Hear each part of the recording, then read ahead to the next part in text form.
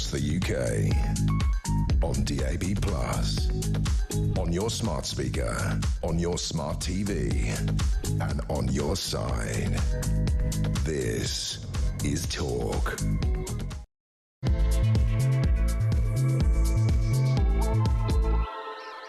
Well, a very good morning to you. This is Talk. We are the home of common sense, and I'm Julia Hartley-Brewer. And whether you're listening on DAB+ radio, on your smart speaker, watching on YouTube, or your connected device, it is absolutely fantastic to have your company today. Lots I want to hear from you today. I mean, you can always WhatsApp us if you haven't had your phone stolen recently. Yeah, of course, that is absolutely the leading story today. We've got a war in the Middle East, for goodness sake. We've got goodness knows what else happening. We've got another doctor strike. I mean, of course, we've got another doctor strike coming. We've got plenty going on. And yeah, I'm sorry, the mystery over this mobile phone that mysteriously got stolen, or did it, as many people are now questioning, seems to be dominating the news. Why didn't Morgan McSweeney tell the police that he was the Prime Minister's Chief of Staff at number 10 and had some rather important numbers and information and messages on his phone? Why didn't Downing Street security team try to recover it? Why is the Prime Minister and many others in government still claiming, in the Prime Minister's own words yesterday, a little bit far-fetched to claim this is all linked to the Mandelson scandal, when I'm going to explain to you in the next couple of moments why it's really not far-fetched at all. Going to be talking about that. Going to be talking about the new BBC Director General. Is he going to be the breath of fresh air they claim he's going to be? He used to be on the board at the Guardian newspaper. I think we know the answer to that question. Plus, this extraordinary case in America, YouTuber Meta losing a US court case to a 20-year-old woman who claims that she was addicted to both YouTube and to Instagram from the age of 6 and the age of 9. Apparently on them all day. Sweetheart, you need to be suing your parents for not doing their job properly, looking after you, rather than suing these big companies. Now, I'm no fan of these big companies. I've had my run-ins with them myself. But I'd love to hear your thoughts on all of that. Plenty to get in touch with. Crucially, let's be honest, I'd love to hear from you about Morgan McSweeney, the Prime Minister's former Chief of Staff. He reported his phone was stolen a month after, quite coincidentally, Mandelson's sacking, and all his WhatsApp messages had been lost. What is your reaction to that? 0344 499 1000 is the number to call. Text the word TALK in your message to 87222. You can get in touch with us on X at Talk TV. Calls are charged on the national rate. Text costs £1, standard network rate message. And as I say, if you haven't had your phone wiped and it hasn't been stolen by someone on a bike somewhere in either Pimlico or East London, I can't remember which, then do get in touch that way as well. I'm delighted to say joining me for the chat today is Philip Ingram, MBE, former Senior Military Intelligence Officer. And as always, Philip, never a bad day to have you on when it comes to the stories. Good morning. Good morning. Well, it doesn't matter what story it is. You know, coming from my background, and I can say this because in Northern Ireland I've got an opinion on anything and everything. It's just genetic. Absolutely. Look, a lot of people, I think, will be going, oh, God, it's some bloke. I mean, let's face it, most people wouldn't recognise in the street, wouldn't have known his name until, a year ago. And his phone got stolen. Who cares about who it was, what it was? But it does matter. This was the Prime Minister's Chief of Staff, basically one of the most powerful men in the country. He was helping to run the country at the time. He has since resigned. He was absolutely instrumental in the appointment of Lord Mandelson as the UK's ambassador to the United States, a decision we now know, which was an what we knew, let's face it, we all knew at the time, was a disastrous decision, not just because of the current police investigations into what was denied any wrongdoing, of course, on Mandelson's part, into passing on of the allegations of contained in the Epstein files of passing on of vital government information about bailouts and the like when he was business secretary to Jeffrey Epstein. Chinese links, goodness knows what, and the fact that he was best pals, in his own words, with a convicted paedophile after he had been convicted of soliciting an underage girl for prostitution. So it was all a disaster going on. Now, when it, quote, emerged more in more files that about the closeness of this relationship, Mandelson was sacked by the Prime Minister. It cost us 75 grand, by the way, your and my money and a payoff. I don't know why. Gross misconduct shouldn't get a payoff. But we then later saw Morgan McSweeney fall on his sword. He was instrumental in the appointment. But here's the crucial thing. The Prime Minister yesterday said it's a little bit far-fetched, because the idea that somehow everybody could have seen that sometime in the future there'd be a request for this phone, Morgan McSweeney's phone, is, to my mind, a little bit far-fetched, except the phone was stolen on October the 20th.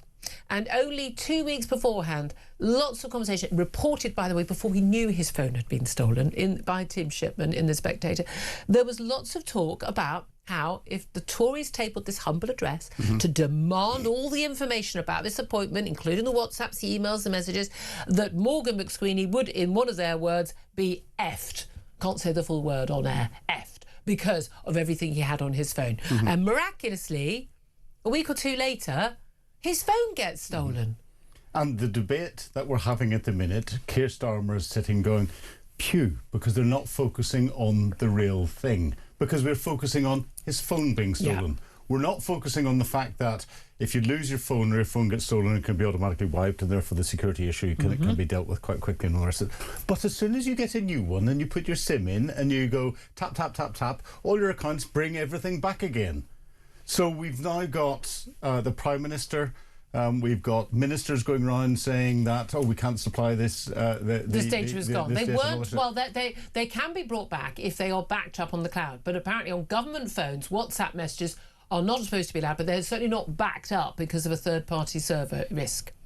Apparently... No. No, because WhatsApp backs them up, and it's through your WhatsApp account. So they exist. So we're talking about, but that falls into the same game of Wes Streeting turning around saying that he's got, you know, this auto delete that you can set up and do it and all the rest. But then he managed to publish several weeks worth of conversations that he had with Lord Battleston. But maybe he has that now, but he didn't have it then. Well, no, but he said he'd always had that, and therefore we're getting inconsistency in everything that's coming out from every government minister. This is why, and we're going to talk to him later in the show, Carl Tanner, who's a Labour MP, who's been, he basically thinks the part of the government isn't doing the right thing on quite a few big issues. He wants to be further left, put it that way. But he said yesterday, quite categorically on X, I don't believe McSwindle, as he's referred to, Morgan McSweeney, has his phone stolen. And he also said the day before, the dog ate my homework, defence doesn't wash. But here's the thing. The Met Police were accused of basically, he reports his phone stolen. The Met were too busy to investigate at the time, and nothing ever happened. But don't worry, the phone was wiped remotely by Number 10, wasn't an issue. And then we learn that, he called the police after he said he had a government phone, after he had actually contacted Number 10. This is the protocol. You're supposed to contact Number 10 security, and even the cabinet secretary, when you're that senior, and say, okay, phone, lots of important stuff on it, unlocked because I was texting or on the phone at the time. So he said he reported that. But here's the crucial thing is, so there was no follow-up from Number 10 security. Number 10 will not say whether there was or there wasn't, but was there any? We were told that the police say, well, we did try and follow up. We weren't too busy to investigate. We called him twice. He had a personal mobile as well. We called him twice the next day. During working hours, he did not answer his phone. Crucially, they were rather, stopped from doing a proper investigation. Not that they normally bother doing an investigation. Let's not pretend the Met Police do normally bother investigating. But if they'd known who he was, they'd have... they say, A, he didn't say who he was, and the transcript proved he didn't say who he was. He just said it was a government phone. He also gave them the wrong road name. Now, it was thought they'd written down the wrong road name. No, he gave the wrong road name, and he was actually in Pimlico. He says that he was in sort of central London, where he was mugged, but actually the address he gave, a street he gave, was in East London, in Stepney. Now, when they actually call-handed 2 or 3 questions, asked specifically, so did he run upwards towards Stepney Green? And he, having 2 or 3 prompts that the caller had the wrong address, did not correct and actually said, yes, that is what happened. Now, given that he was walking through Pimlico, an area he knows well, we understand, that's all a bit bizarre. Here's the other crucial thing. And this is the thing I find really bizarre. Everyone was reporting today what we'd been told before, that his phone had been stolen by a balaclava-clad thief on a bike. If you read the police transcript... There's no balaclava. No balaclava mentioned at all, at any point. I would have thought that's the sort of thing you might mention, even in a bit of a panic, having just had your phone stolen. He says he was a black guy, but the message that had gone out to everyone else is that he was wearing a balaclava. He could be a black guy wearing a balaclava, but you'd think you'd mention the balaclava in the police message, wouldn't you? And he didn't. And the police would have said, are there any distinguishing features? Can you describe what he looked like? He was young, and how young, and his build, and the like. Yeah. But the balaclava thing did not get mentioned once. None of this is adding up. Nope. None of this is adding up. Also, tracking the phone. I've got Find My Phone on my phone. Yeah. I've looked up, can you still track a phone if it's been remotely wiped, remotely erased and remotely shut off? Yes, you can, for about 24 hours. Well, the other thing that we've got is a little thing called Government Communications Headquarters, who will look after the security for GCHQ. Number 10. And they will be able to track the phone even after that 24 hours. They'll be able to track the handset. They can. There's a code that the handset is unique to a handset. There's a code that's unique to the SIM card that's in there. You put the two together, and you can work everything out that's in that. So, and this, we don't know whether that was done or not. But given his seniority, given that we are, involved in, hostilities in Ukraine against Russia, we've had cybersecurity attacks. We know the concern about Iran. All of the issues, and given what was going on with Mandelson at the time, it is not inconceivable that the security services would say, yeah, we need to check that this phone wasn't stolen by somebody from, operating on behalf of a foreign government. Well, would that be a genuine issue? Oh, 100%. The first thing that I want to do is to know that the time difference that there was between the phone leaving Morgan McSweeney's control and it being wiped by number 10. Because 2 or 3 minutes. Because that time that's in there, if it's a sophisticated thief, even if the phone's locked and everything else, you can plug it into little devices, the same sort of ones the police have got whenever they're doing phone forensics, and download everything that's on it and take that away. Yeah. And therefore that piece of information is critical, and given his position in government, even more critical. So the more you drill into this, the more the lies that are coming out are shocking. Kemi Badenoch, the Tory leader, has said that, well, OK, if we can't produce his messages, then he must come before Parliament, he must come before a committee of MPs and answer questions about those messages and what was there. The thing is, what is in those messages? There'll probably be some... He's already resigned. We're pretty sure we know why various people have gone from government recently, and it's because they've written quite embarrassing messages about probably how useless the Prime Minister is, and basically how, look, we're going to get you, Mandy, you're our big mate, you're our mentor, we're gonna make sure you get that role, don't worry about anything. They're probably quite embarrassing messages, but God knows what else is there. And if they are covering this up, what else are they covering up? What else? Well, we know governments cover up everything. But again, if I message you, I've got the message on my phone. I lose my phone. I have told you stop doing that. You've got the messages on your phone. Yeah. Now the police have arrested Mandelson and therefore have got control of all of his devices. And therefore those messages that are from Morgan McSweeney, the police will have. Now they're part of a formal criminal investigation, and therefore that's something that the police will not be able to release to Parliament at the moment until that investigation is complete. But the messages... Now, we didn't know there was a police investigation back in October the 20th, did we? No, we didn't. It was just basically... This was basically... There was an expectation that there was going to be this humble address tabled by the Tories in the Commons to basically force the government to release all the documents. And this was about showing what poor judgment the Prime Minister had, and showing also, crucially, that he had lied to the House of Commons at PMQs, which I've always believed he'd done, when he said he did not know, he did not have information about Peter Mandelson at the time of the appointment. Now, the only basis on which he didn't know is he didn't really pay any attention, and that looks very strongly the case. But that's not a defence. Yeah, but he doesn't pay any attention. That's the case. He spent an awful lot of time before the general election turning around saying that he was head of the Crown Prosecution Service. He was a barrister that focused on things. He was a detail man. He focused on detail. So he can't be one thing and then use another thing as defence. I'm sorry. This undermines the Prime Minister yet again. But he's Teflon like Trump. Well, you say that. I think this is going to end up being a resigning matter.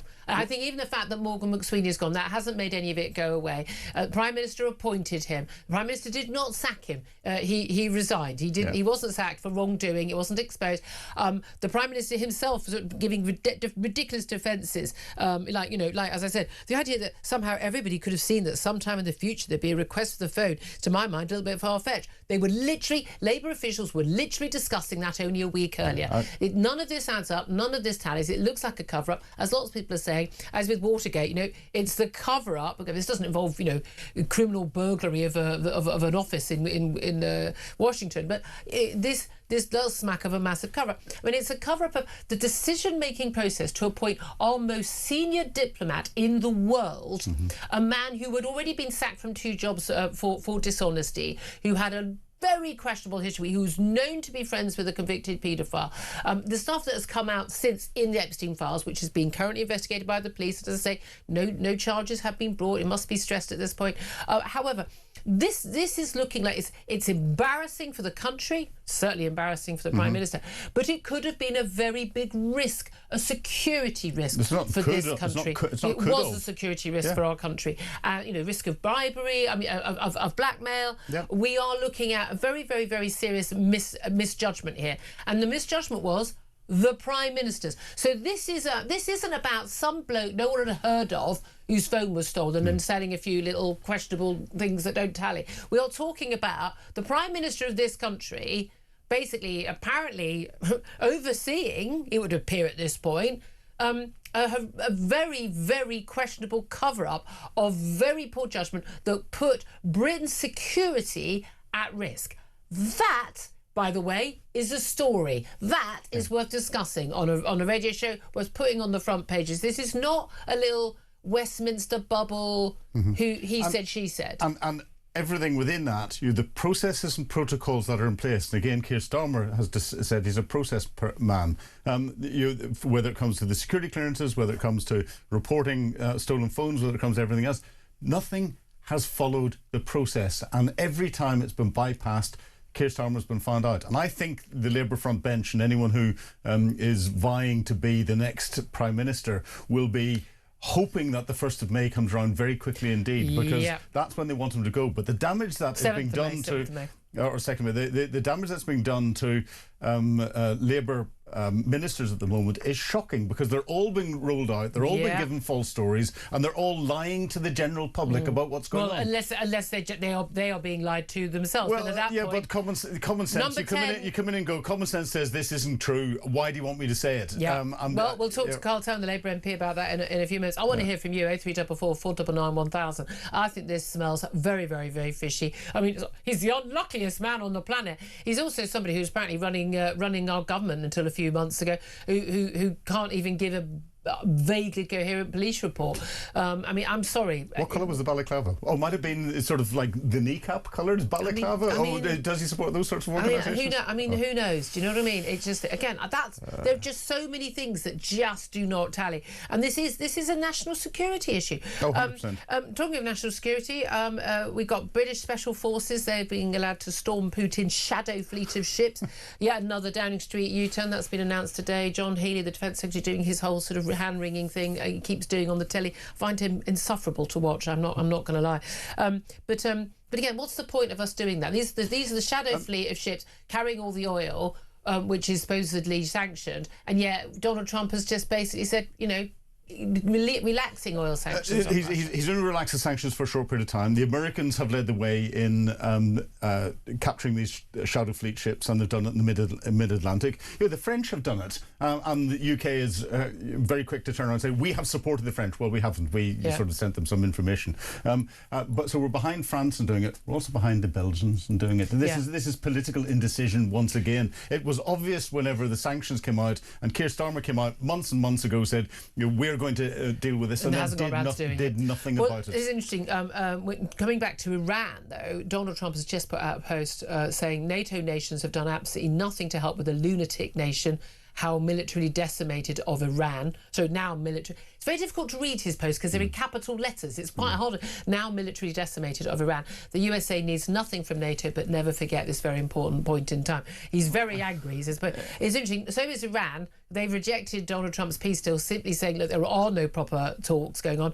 Trump has vowed overnight to unleash hell on Iran for doing so. Where do you think we are in terms of that war? Right, how long have you got? Right, the NATO bit, first of all, there's a process that the Americans could follow to get NATO formally involved, and that's bringing something in front of the North Atlantic Committee, the NAC, as it's called, to get NATO members to discuss it, debate it, and get NATO agreement. It is outside NATO's immediate area of responsibility, so NATO countries have no reason to get involved whatsoever, and therefore he hasn't formally asked. So this is a Donald Trump rant. Where are we at the minute? Well, the peace proposals that the Americans put to someone, we don't know who, in Pakistan, and the Iranian response that came from someone, we don't know who, in the same thing, were two ends of the spectrum, and we're not going to come close together. Yep. Donald Trump has already said unleash hell. He started to move ground troops into the area.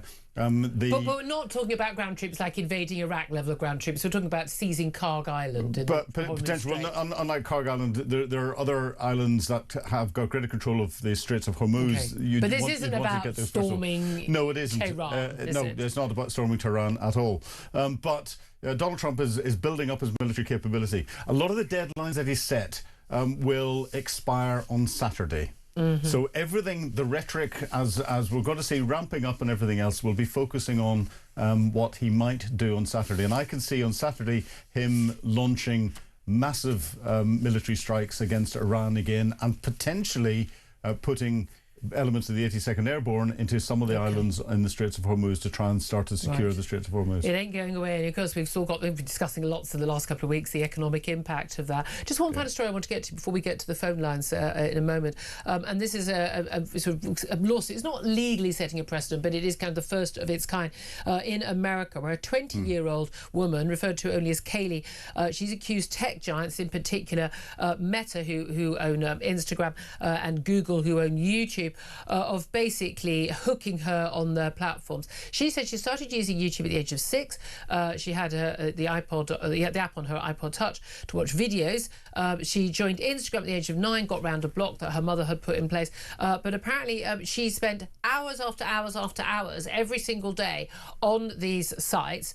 She said she became totally addicted. It's contributed to her mental health problems, her depression, and many other issues. It took a jury of California jurors, and this is actually 40 hours of deliberation over 9 days, to decide that the tech giants were negligent in both the design and the operation of their platform. So this isn't about leaving it open for a predatory paedophile to get involved or anything like that. This is or an algorithm sending anorexia sites, things like that. This is the simple fact: you have created sites that are, by their definition, by their design, are addictive, and that has harmed this woman's mental health when she was a child. Now, I find this case utterly extraordinary. I think these things are deliberately designed to be addictive. Now, the algorithms are very, very questionable. But here's the thing: why isn't she suing her parents? Because the idea, your child shouldn't have had any of that stuff at the age of 6. She's 20 years old now. It's 14 years ago. This was not the norm. You're crazy if your kids shouldn't be seeing any of this stuff. Certainly not unsupervised. But the fact that she was apparently on it for hours and hours, and then as a primary school age child, so she's at school most of the time. The rest of the time, I mean, you're not leaving your child unsupervised. It's not like a 16-year-old and you don't know what they're doing in their bedroom. We are talking about an abject failure of parenting. Yes, I agree. And yet she's suing a tech giant rather than her parents. Yeah. I agree. And she's admitted to getting round the age controls that the tech giants have put on there, and therefore her mum and her mother put on there, and therefore that is negligence as well. I'm sorry, the parents should be prosecuted, but. A lot of these platforms, and I think there's a bigger issue here. A lot of these platforms are not taking responsibility for a lot of the content and the way that content is being used. And we're trying to rely on government bringing in legislation. Legislation is always too far behind where the tech goes. We need the big tech companies to step up and take greater responsibility for what... I agree with you, but I don't think this is the right case. I really don't. I just find it absolutely extraordinary. Parents need to start doing your job. I get it. It's harder with a 14-year-old or 16-year-old. If you've got a 6-year-old doing stuff, if you don't know what your 6-year-old is looking at online, then you're being negligent. You're a really, really rubbish parent. It's as simple as that. You're a lazy, rubbish, negligent parent, and it's your fault and it's your problem for you to deal with. Just because no one else is going to tell you, I'm going to tell you. If you were my best friend, if you're a family member, I would tell you the same thing, because people need to actually start waking up to the fact that they are not doing their job properly and using this tech as a way of babysitting your kids so you can carry on sitting on your phone. Sorry, You ain't being a good parent, and you need to fess up to that. 10:26 is the time. I want to hear from you. This topic, any of the other topics we're going to be talking about throughout the show. But yeah, Morgan McSweeney's phone theft, absolutely topping the news agenda at the moment. It's not about some bloke and his phone being stolen and the story not adding up. This is about a possible major cover-up at the heart of government, basically overseen by senior figures in Number 10 to stop us getting to the truth about the appointment of Mandelson, a man who should never have been in a position of power at all, given what we already knew about him at the point that he was appointed as the ambassador to the US. This was a massive national security risk for this country, given what we know now, and there's a cover-up. No one I know believes for a nanosecond that Morgan McSweeney's story stands up to proper scrutiny. So what is going on, and why is the Prime Minister covering up for him as well? I want to hear your thoughts. 0344 499 1000 is the number to call. And Morgan McSweeney, if you happen to be listening, you still got your personal phone after resigning from government, give us a call. This is Talk.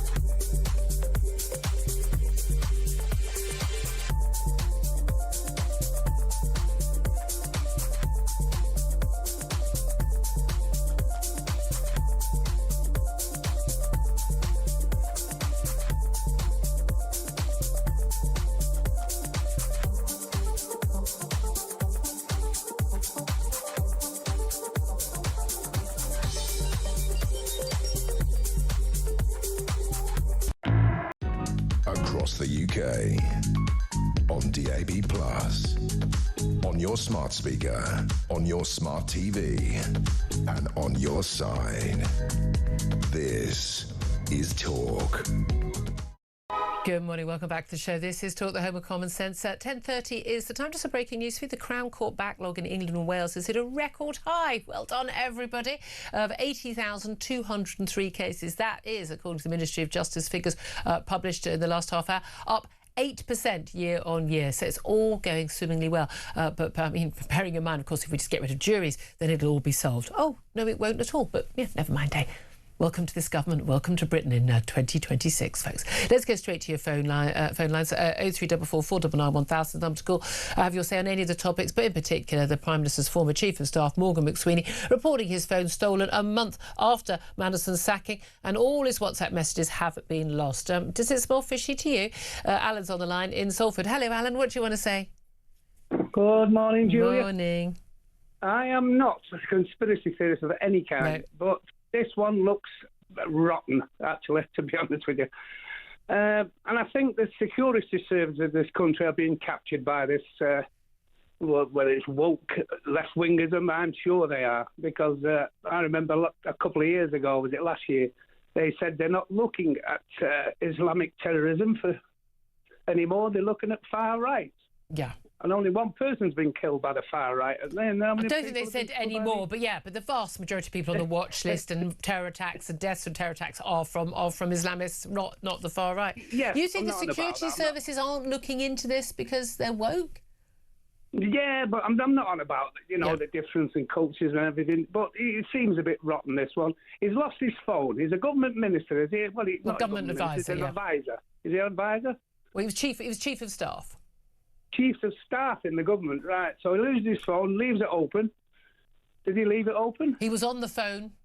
He was on the phone when he was stabbed. Stolen from him, yes. But obviously it'll run out at some time and go back to where he needs to put his details in, will it?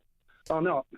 No, it was turned off remotely. We understand very quickly, but the point is, even if it took him 2 minutes to get through to someone and get that done, if it was snatched by someone who wasn't just trying to steal a phone, they were actually a foreign adversary, then they could have taken everything off the phone.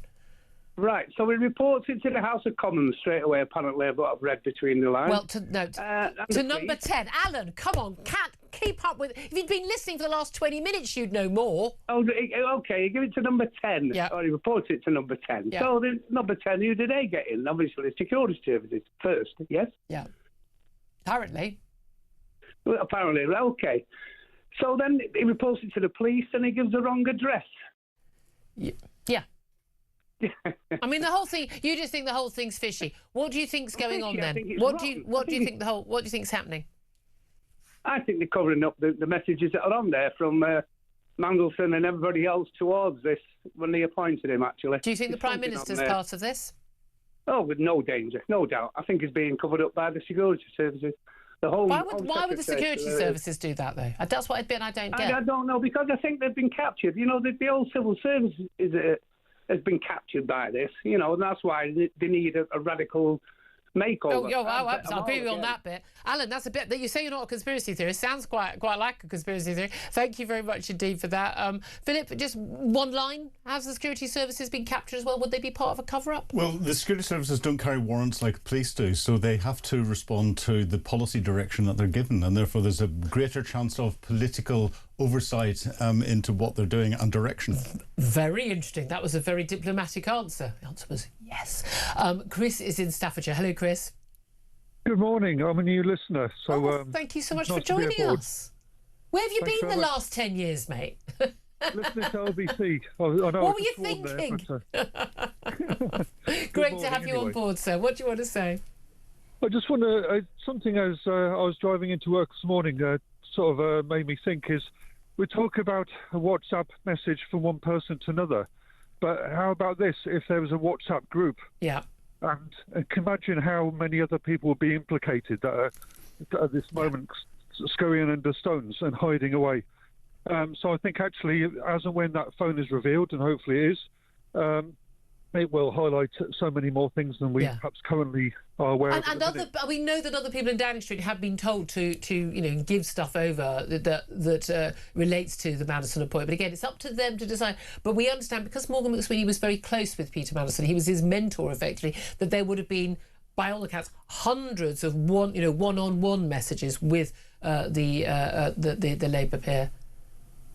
That's it, and I just find it just unbelievable how rotten the government is at the minute. I mean, I'm a professional person in the job that I do, and I do that to the best of my abilities. But with people being in such a public position, I just cannot believe how people are quite happy to be advertising such corruption at the minute. It's just unbelievable, and you see that all the way from the top of the leadership of the council, all the way down to what we see as entitlement these days, of people jumping red lights, of people pinching stuff from shops. It's really across the board. This is the erosion of society, really. Yeah. Chris, thank you very much indeed. It starts rotting at the top, doesn't it? 10:36 is the time. I'm going to take a quick break. Then we're going to be talking to a former Director of Communications, number 10. He worked under John Major's government. That's Jonathan Haslam. See what he makes of this whole affair. This is Talk.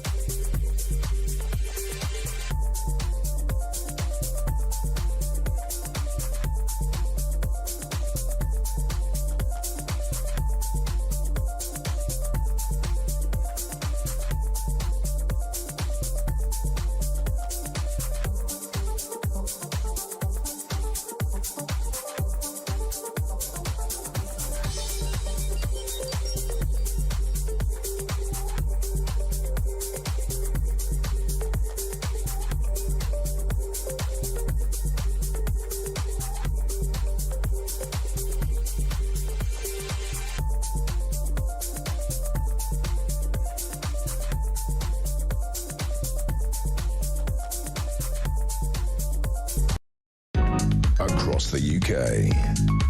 On DAB+, on your smart speaker, on your smart TV, and on your side. This is Talk.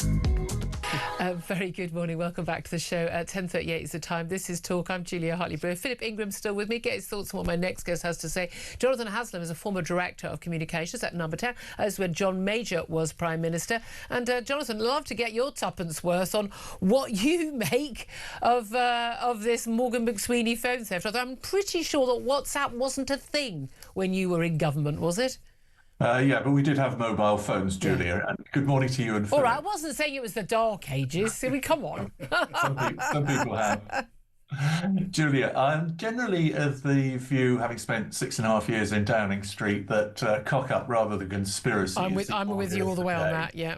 And believe me, we saw plenty of cock-ups in those times. So I've got an open mind until there's more evidence about it in terms of whether or not McSweeney was pulling a fast one. The idea of him getting together with Keir Starmer and saying in the cabinet room, look, I'm going to lose my phone, just doesn't stack up to reality. But he may have decided to do something. We don't know, and I don't have evidence. But what I've got a real problem with, and I'd be interested in your views and Philip's views on this, if I was in that position, there are a couple of things. First of all, man gets phone stolen from him in street, not a problem. Answer, don't get your phone out on the street. Oh, come on. I refuse to accept. I have my phone out on the street all the time. Yeah, well, I don't. I look after it. And I have the right to have in my central London, and I just do not take the chances. I've seen it happen too often. If you're a government official, you've got a government phone, if you've got sensitive information on it, you just don't do it. And if it is stolen from you, my first call would actually not be to the police. It would be down to the security officer at Number 10 saying, we understand that he had, in the police transcript, he did say that he'd already spoken to his employers. Right, I'm sorry, I did not pick that up. Yeah. But certainly that would be the first port of call. And if they're not available, and they should be 24/7 available, then you will be talking to the Diplomatic Protection Group, all of whom are sensible fellows, they're police, and you make sure you've got your protocols in place for what happens. Now, there's the good thing. These phones are incredibly sophisticated. It's a government phone. It should be auto-backed up in the system setting that can't be changed.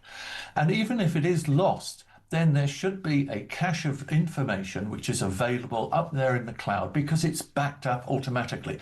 Now, we shouldn't really be having a debate about is this information available. If it's not, it's a really big problem for the protocols and the people working in the cabinet office. But we are told that these phones, the WhatsApp messages, are not backed up from government phones because of the risk of a third-party server. That's what people keep saying to me. I find it unbelievable, but... Well, if you didn't have the phone out and you have all the security protections on it, then you wouldn't have this problem.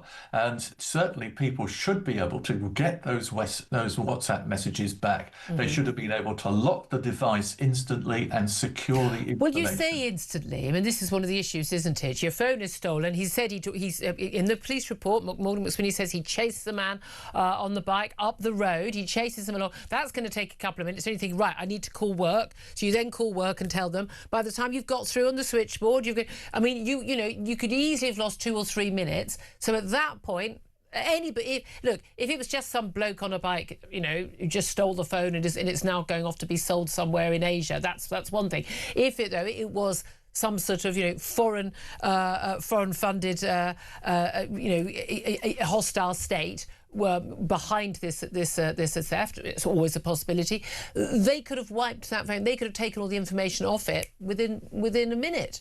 Well, that's that is possible, but I think that's a little bit unlikely. I can't see Morgan McSweeney necessarily being targeted.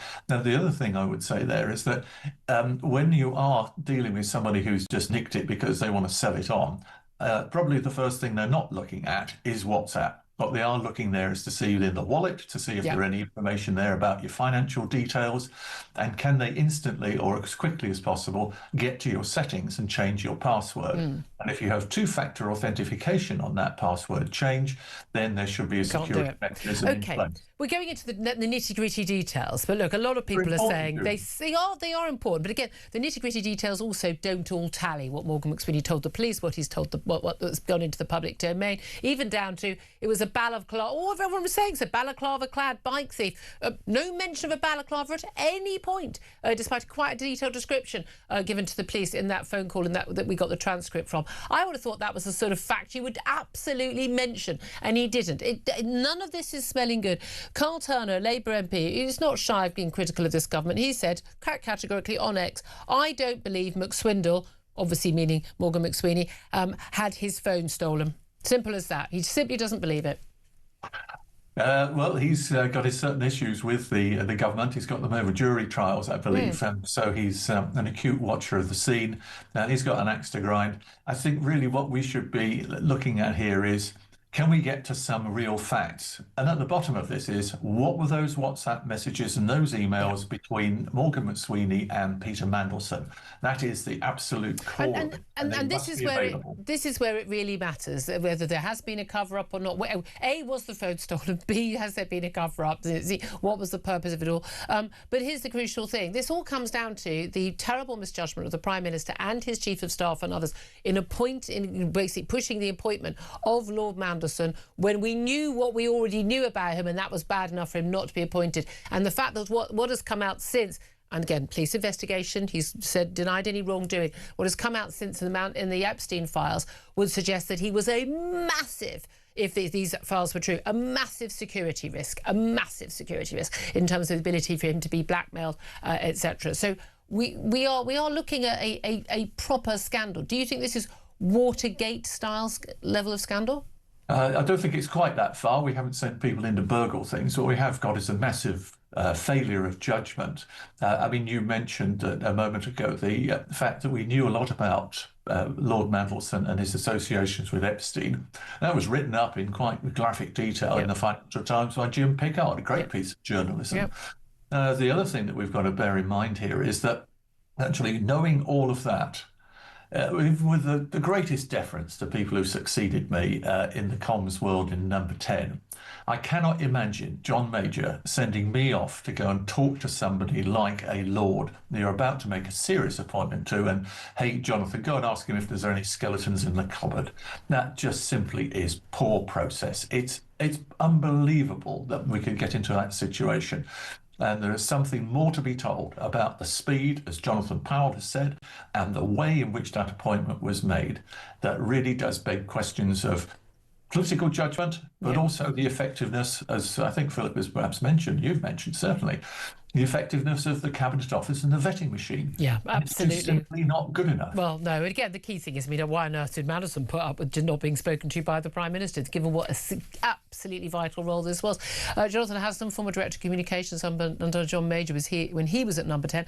Philip, I guess he's saying, look, we cock up rather conspiracies, and I've always said that.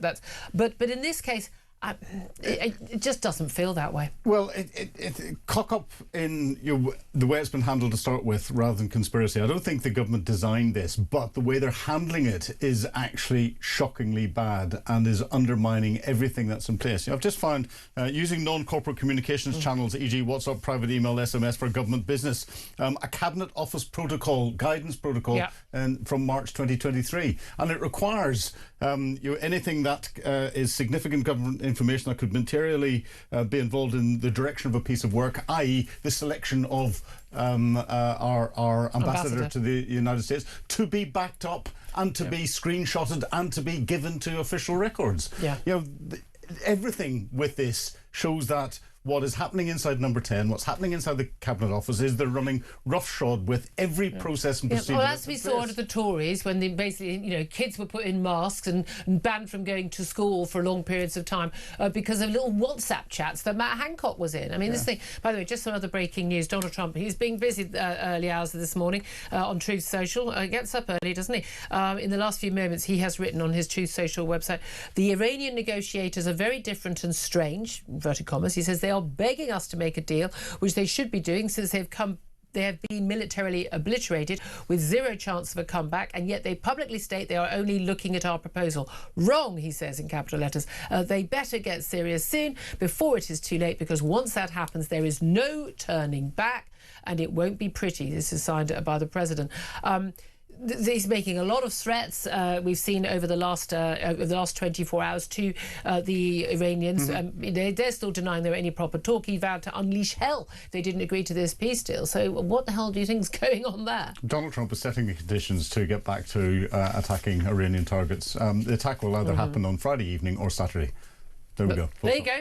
You've heard it here first. When it all happens, you go, I heard that from Philip Ingham. We're going to take a quick break, and up next, we are going to be talking about the new BBC Director General. Is the new boss Matt Britton? Is he the man who's going to turn it all around and change everything? We'll talk to a former senior BBC executive, Jamie Angus, about that. This is Talk.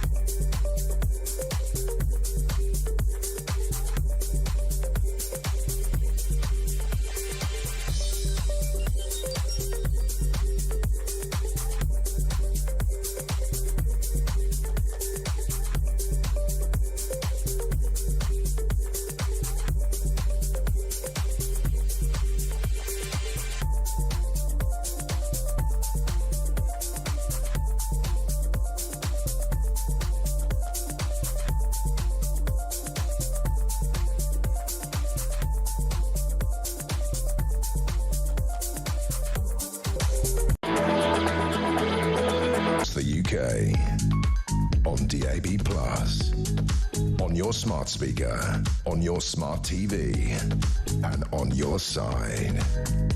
This is Talk. A very good morning. Welcome back to the show. 10:51 is the time. I'm Julia Hartley-Brewer, getting to more of your calls about, well, anything you want to talk about, of course, but the theft of Morgan McSweeney's phone. We'll get back to that and plenty more besides coming up very soon. Right now, though, let's talk about the BBC. They've got a brand new boss finally taking over. The new Director General is Matt Britton. He's a former boss at Google.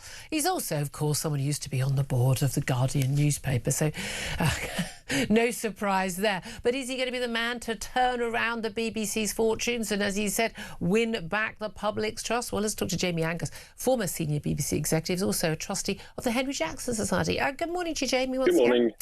Is this the man to do the job? Well, I think when we talked about this once before, we were saying that if you take the view that the BBC is becoming a digital broadcast, a digital organisation that also does a little bit of broadcasting rather than the other way around, then it does look like a really smart appointment. There's no question that more and more audiences are going to consume the BBC's content in digital form, whether that's on iPlayer or on third-party platforms like Google and YouTube, which is, of course, where Matt Britton comes from. And the question of how you get that content to audiences in the digital era is like going to be an incredibly important question for the BBC over the next 10 years. So in terms of the direction of the BBC and the development, you know, people moving on to watching stuff on YouTube or on their iPads rather than, you know, watching, you know, linear television like, you know, I certainly grew up doing, and I know, you know, no one under 30 who seems to do anymore. Sorry. Got a bit of can you hear me? You can hear me. Oh, good, you can hear me. But see, he's got that tech savvy knowledge, which is going to be absolutely vital. But does he understand the politics of the job? Well, that's the question, and they have to put a structure in to support Matt, I think, to make sure that he's getting really strong and accurate editorial advice from people with a lifetime of experience, because, of course, it's so often the case, or in almost every case, the really big scandals that touch the BBC come out of the news department, because everything that BBC News does tends to be more controversial and part of the kind of modern culture wars environment. So it's really, really important that Matt has a structure of people around him who can, help him see the pitfalls coming along the road And I'm sure that's what he's going to do. There's some discussion that he's going to appoint a Deputy Director General who would be somebody from a much more experienced news background that would really be able to help him and advise him in that kind of task. Although you could argue that actually there's a lot of people who've been working at the BBC for a very long time who kind of got the BBC into the mess it's in by living in this sort of this BBC woke bubble where, you know, where everyone voted to remain and everyone thinks that, you know, the colonial history of the BBC, of the British Empire is terrible and you know, that racism is rife and everyone should welcome trans people, you know. I mean, you know, even at the expense of women's rights. I mean, this has kind of got what got the BBC into its problems in the first place, isn't it? Well, even as you rattle off that list, Julia, it just goes to show the BBC inevitably gets dragged into whatever are the kind of big culture wars issues of the day. That's just inevitable. No, Anyone I who don't runs think the that's BBC true. needs to accept The BBC right? hasn't been dragged into any of them. The BBC has chosen to push those culture wars. That's the issue for a lot of viewers who are turning off in their droves and refusing to pay their licence fees. But I think particularly BBC News just doesn't really have a choice, right? It has to cover these really, really difficult, profound cultural and political questions that are at the centre of people's lives, and also on which the country itself is profoundly divided. So there's no way that I disagree BBC with you. News, for example, climate change propaganda being pushed in every single climate change propaganda pushed in every single show. When they interview a mum about going to a food bank, it's a trans-identified man. They, you know, pushing drag queen stuff on children in you know, in story times and you know, CBBC. And I mean, they have chosen to pick up, you know, weapons in these battles. They are the perpetrators in the culture war rather than reporting on it. That's why people don't like the BBC anymore. Well, some people do and some people don't. And I think one of the problems is the fact that people are forced to pay for the BBC. You know, I think that all of this stems from the fact that the obligation around the licence fee, the fact that people are forced to pay for it, means that people then feel particularly passionately and also, frankly, resentful when they feel that the BBC doesn't represent their interests. That is a huge issue for the BBC. And as they go into the next licence fee settlement period, I think finding some ways in which that sense of obligation, that sense of you being forced to pay for something you don't agree with, I think resolving that issue in particular is going to be one of Matt's biggest challenges. I mean, there is an issue in terms of, you know, okay, he's got this, you know, this massive job at Google. He's obviously going to be highly intelligent, highly competent. The fact, you know, we know that Google, a lot of these organisations, completely sort of, you know, woke, very controlling, by the way, about, you know, what could be said during lockdown or about trans and things like that, and over recent years, and you know, these Google searches, for goodness sake. I mean, just completely and utterly politically skewed. And then we find out, you know, he was a non-executive board member at the Guardian newspaper. Look, I mean, come on, you can't get a job anywhere close to the Guardian. I used to work there, unless you can, you know, you can have the right credentials, you know, to appear to have the same views as the majority of the Guardian staff there. We already know the point he comes from. That's going to be a problem, isn't it?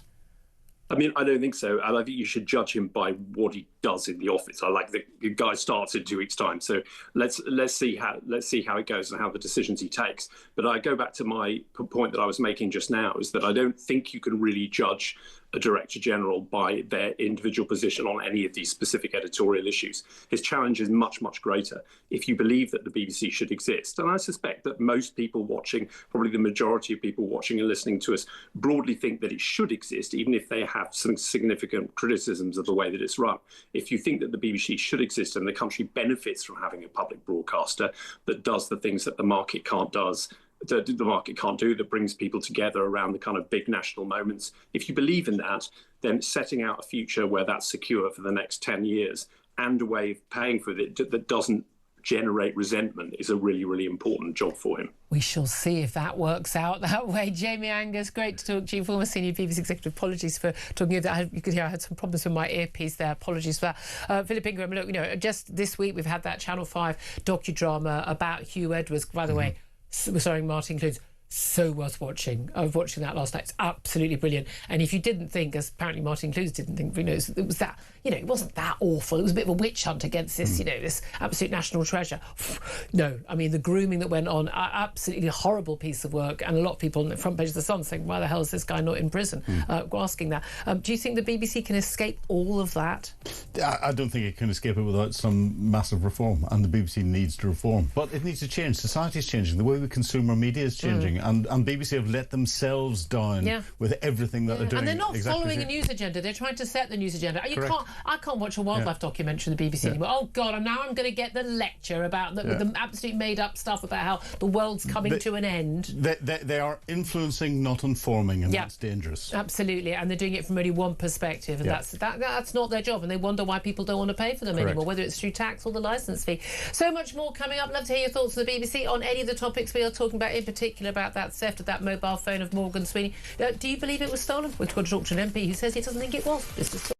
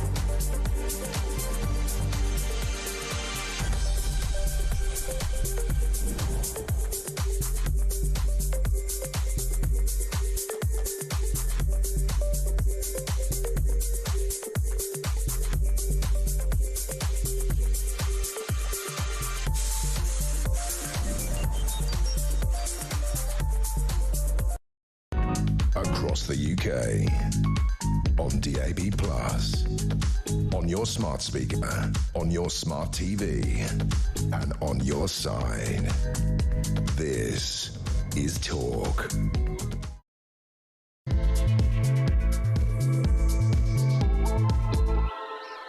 Good morning, welcome back to the show. It's approaching 3 minutes past 11 o'clock. This is Talk. We are the home of common sense, and I'm Julia Hartley-Brewer. If you're listening on DAB Plus Radio or on your smart speaker, if you're watching on YouTube or your connected device, thank you so much for joining us. Lots to talk about. Don't forget, if you've missed anything from the show, you can go to my YouTube page, the Julia Hartley-Brewer Show. Hit subscribe, and you never have to miss a thing. Cannot wait to get your calls and your thoughts on all of the big topics today. Coming up a little bit later in the show, we are going to be talking to a Labour MP who says that he simply doesn't believe that the Prime Minister's former Chief of Staff, who, when he was Chief of Staff to Keir Starmer, had his mobile phone stolen. Certainly, an awful lot of the versions of events we've been given simply do not tally and do not add up. And the Prime Minister's insistence there was no reason for anyone to try and, orchestrate a conspiracy here. Well, except there really, really was. And we'll get into detail of that in just a couple of moments. We're also going to be talking about developments over the war between the US and Iran. Quite a few posts on the True Social site from Donald Trump this morning. He's not He's not woken up on the right side of the bed this morning when it comes to the Iranians, that's for sure. Also, talking about Keir Starmer, who's on a trip to Finland this morning, and he said that Britain is facing a war on two fronts. And certainly we've seen the economic fallout of the Iran war with the Organisation for Economic Cooperation and Development, that's the OECD. You'll have heard about them a lot. They said that Britain faces a bigger economic downgrade as a result of the war in the Persian Gulf than any other major country. I bet you can't guess why that is. Hi, Ed Miliband. Hello, how are you? Also going to be talking about Nottingham police and how they were too worried about being called racist to catch dangerous criminals like Valdo Calacane, who, of course, was a terrible, terrible threat. And as we saw, took the lives of 3 people a couple of years ago. There's an ongoing inquiry into that. We'll talk to a police expert on that. Coming up right now, though, let's talk about Morgan McSweeney and that missing mobile phone with my guest joining me in the studio throughout the show. And he, of course, is Philip Ingram, MBE, former senior military intelligence officer. Morning to you once again. Morning again. Someone who, of course, knows quite a lot about the small matter of, you know, mobile phone security and what can be traced and what can be kept and etc., etc. Look, we've discussed this quite a lot in the last hour, but it is worth getting back to.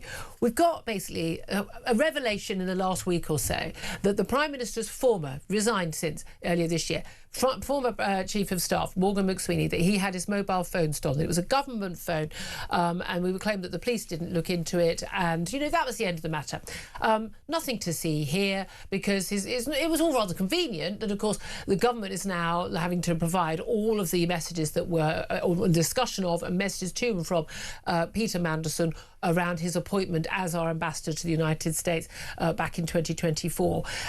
Now, you know, no conspiracy here, and as the Prime Minister himself has said very clearly yesterday, the idea that somehow everybody could have seen that sometime in the future there'd be a request for the phone is, to my mind, a little bit far-fetched.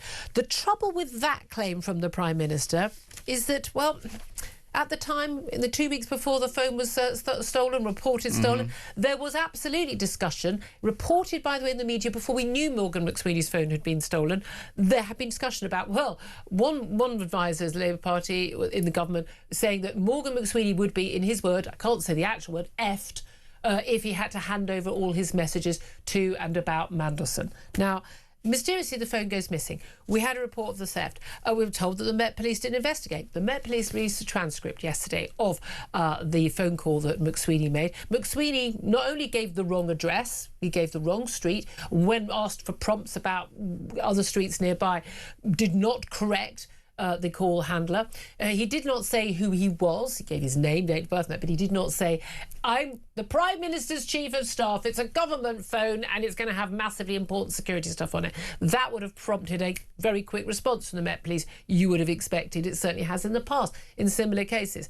He did say that he had contacted his employer, so Number 10 Security would have been able to wipe the phone and give it. Made no effort whatsoever, apparently, neither Number 10 nor Morgan McSweeney, to follow up this report to the police the next day, despite 2 calls from the Met Police to his private mobile phone to try and follow this up during working hours. The phone could have been found using Find My Phone for up to 24 hours, but apparently that wasn't attempted. As my good quality guest, he knows his stuff, Philip Ingram has pointed out, GCHQ would be able to track a phone like that for much longer than that. No effort was made to do that. Crucially, not only did Morgan McSweeney give the wrong address, give a street which was actually in Stepney in East London, when in fact he was in Pimlico, by getting street and road mixed up rather conveniently. He also, we are told, he's told the police that he was a balaclava-clad a man on a bike who stole his phone. Except in the police report he made, no mention of balaclava whatsoever. He said he was a young black guy. He didn't. I remember thinking at the time when I read the transcript yesterday, well, that's weird, because how would you have known what colour he is? I mean, OK, maybe you saw his hand, or, you know, you saw more of his face. The balaclava didn't hide his whole face. No, the word balaclava, despite being in all the reports from the last week, makes no mention whatsoever in the police call transcript. None of this adds up.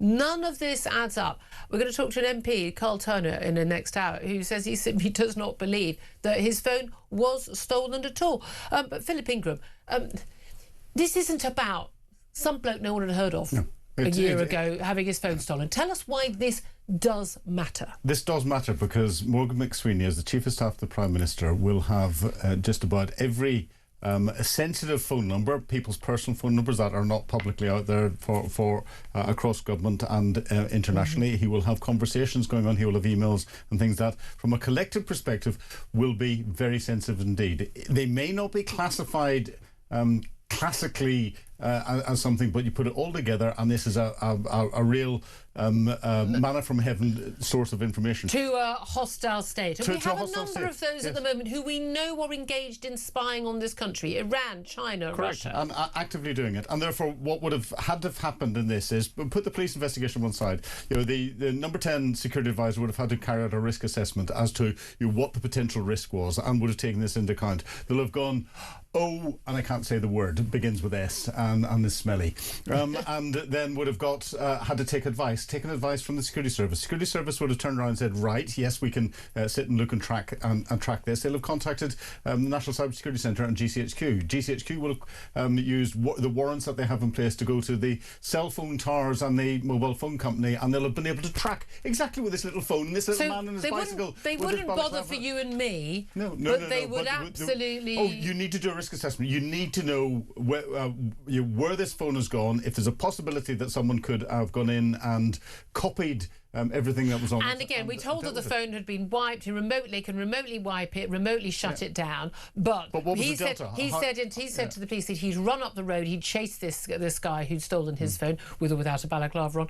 That would be in a couple of minutes. You then go, right, I need to call my boss. And then, so there easily enough time, again, in all likelihood, again, if the phone was stolen, that the phone was stolen by someone who's just, part of the organised criminals who steal phones and then sell them en masse, and the police do nothing about any of it for years on end, and then the problem grows and grows.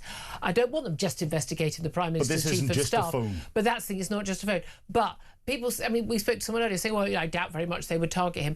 Given that government ministers have security, they're often in their ministerial cars, things like, I would have thought he's exactly the sort of person you would target because he won't have security. Correct. And he would be an easy target, easy person to track. 100%. And exactly the sort of person that could be. So there would certainly be a concern that phone could have been grabbed, taken round the corner and wiped, and the information taken from it before it was wiped. Exactly. And the other thing, if you've got a phone thief, he's likely to have stolen a number of other phones. They're going to be in his bag that's with him. He probably hasn't switched them off. So if you are tracking the phone through the cell towers, and you get GCHQ to have a look at it, you speak to the mobile phone companies, they're going to be able to go, oh, by the way, following that exact same route at the other time, there's another 5 phones doing exactly the same thing. So you can then turn around and go, it is a phone thief. Right, we can step back a little bit. If it's not, and it's by itself and going off, you're going, this is slightly more suspicious. We need to drill into this further, because phone thieves tend to go for more than just one person. Yes. Yeah. Again, there's so much just doesn't add up. Unless all of this was done and we're just not being told about it.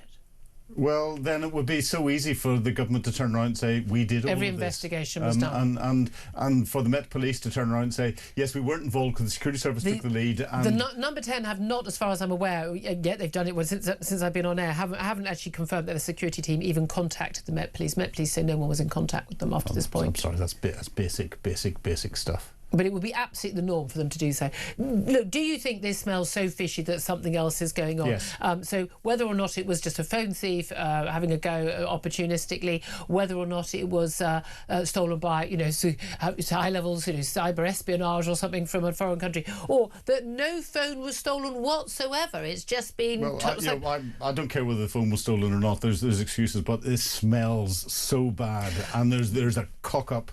It's more than just that. But the Prime Minister, again, the Prime Minister said very, very clearly, he said the idea that somehow everybody could have seen that sometime in the future there'd be a request for the phone is, to my mind, a little bit far-fetched. But they've seen it 2 weeks beforehand. Except he would say it's on record and it's been printed before we knew that Morgan McSweeney's phone had been stolen, that they were discussing.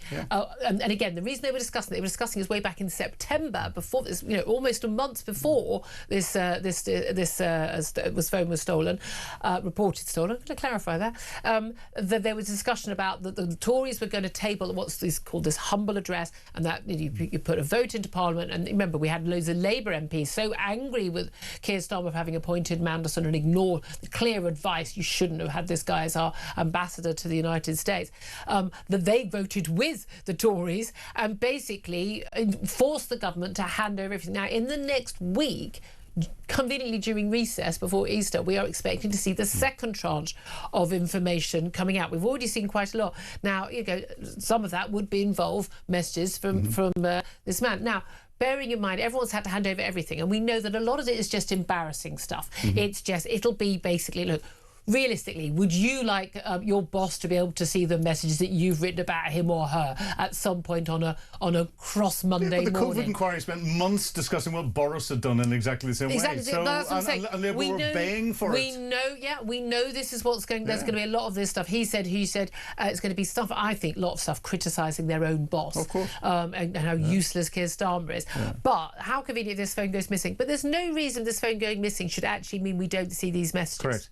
Correct. No, they can get all the messages back. And your top tip for people after the local government elections when Keir Starmer gets sacked, if you ever need a barrister, don't go to him. He's never across his brief. He's not across the detail. He's not very good. As I've said before, if he was my barrister, I'd say it's all right. I'll handle this myself. I'll do my own defence. Look, there's lots more to talk about as well. Small matter of the war in Iran. Prime Minister, keeps. I mean, PM Kesey was very keen to say attacking Nigel Farage, attacking Kemi Begna. Oh, you both U-turn. You wanted to get involved in this war. I made the right decision not to be involved in the war. He didn't make a decision to not be involved in the war. He just sat on the fence long enough that it kind of happened without him. He lied to us. We were involved. Well, you said before we were. But it's interesting that Donald Trump keeps insisting he's having these talks with the Iranians. The Iranians keep going, no, you're not. There's some messages going via Pakistan. That's it.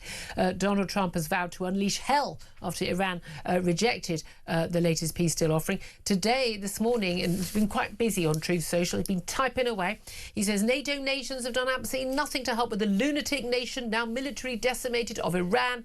The USA needs nothing from NATO, but never forget this very important point in time. He's also, in the last half hour, written that the Iranian negotiators are very different and strange. They are begging us to make a deal, which they should be doing since they've been militarily obliterated with zero chance of a comeback, and yet they publicly state they are only looking at our proposal. Wrong, he says. A lot of capital letters and exclamation marks. They better get serious soon before it is too late, because once that happens, there is no turning back, and it won't be pretty. A lot of this being ramped up. What is your expectation of what's going to happen?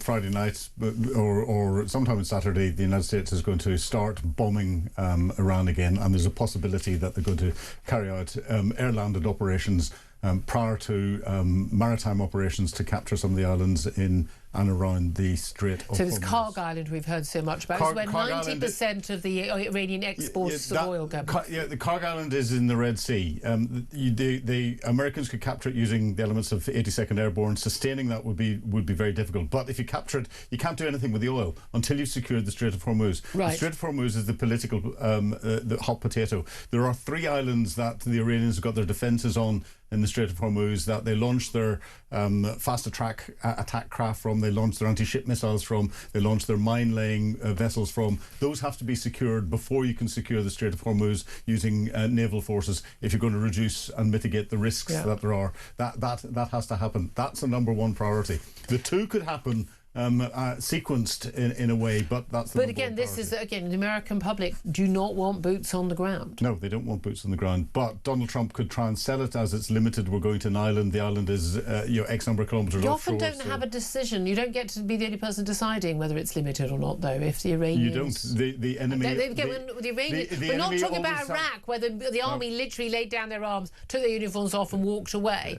Iran has incredibly powerful... 650,000 in terms of military and police, including the IRGC. They very highly motivated, very well paid, and very ideological.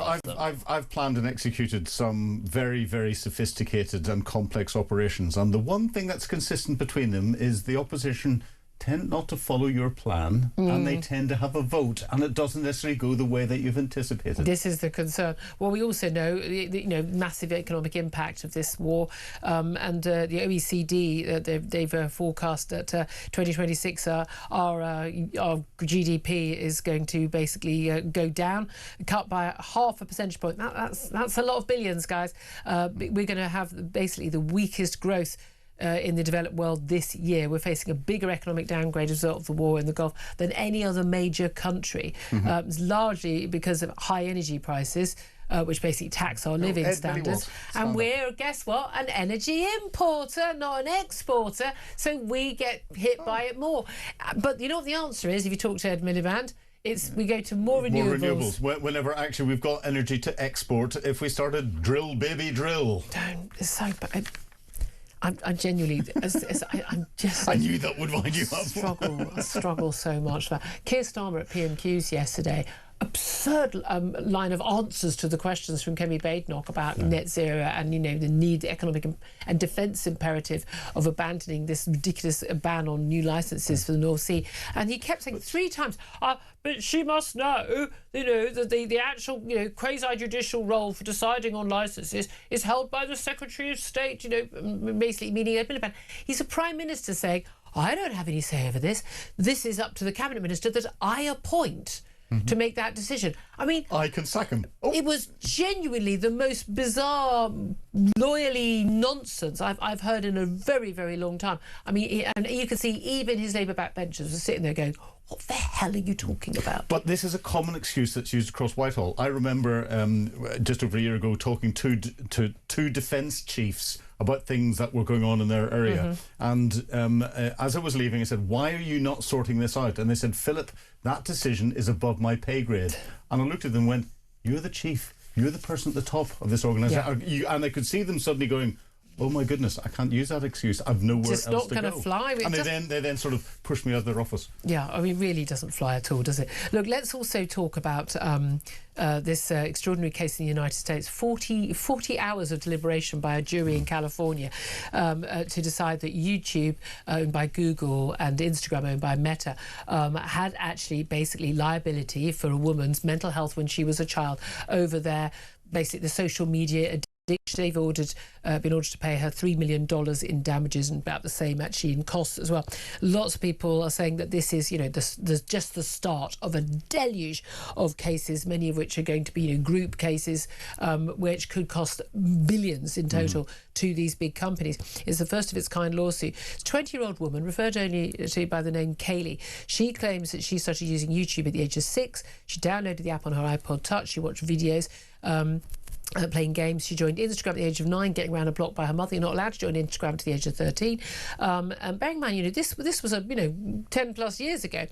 She spent hours and hours every day on these sites, watching videos, posting videos herself, while at primary school, I'd like to point it, and claims it's had a massive impact on her mental health and depression. Now, as you and I were discussing earlier, first thing I thought when I thought of this, we're not talking about a 14-year-old or a 16-year-old able to lie to the parents and hide. If you're 6 and you're 9 and you're spending all day every day sitting on these sites, that's a parenting fail. I don't know why. Again, I think these sites are addictive and I think they should be held liable for that. We need to get these algorithms changed. We need to have some of this changed. And I think massive limitations on what children can access. But fundamentally, this is abject failure by parents to do their job, to look after their child. If you are using your child's phone, and by the way, your child shouldn't have a phone or a tablet at that age. I'm sorry, they shouldn't. And I'm not a Luddite. I'm just saying the evidence is so clear. Give your kid a book and talk to your child and play with them outside. If your child is basically being babysat by technology so that you can carry on watching telly or sitting on your phone on social media as well, you are not a good parent. I'm going to go, you're a bad parent. You're not doing a good job. Your child's mental health is your responsibility, not Instagram's. Yeah, but and how many 6-year-olds know that they spent 4 hours, 6 hours, 10 hours, 9 hours on something? They don't. They've got no concept of time. So I can see why the jury will have spent 40 hours debating it.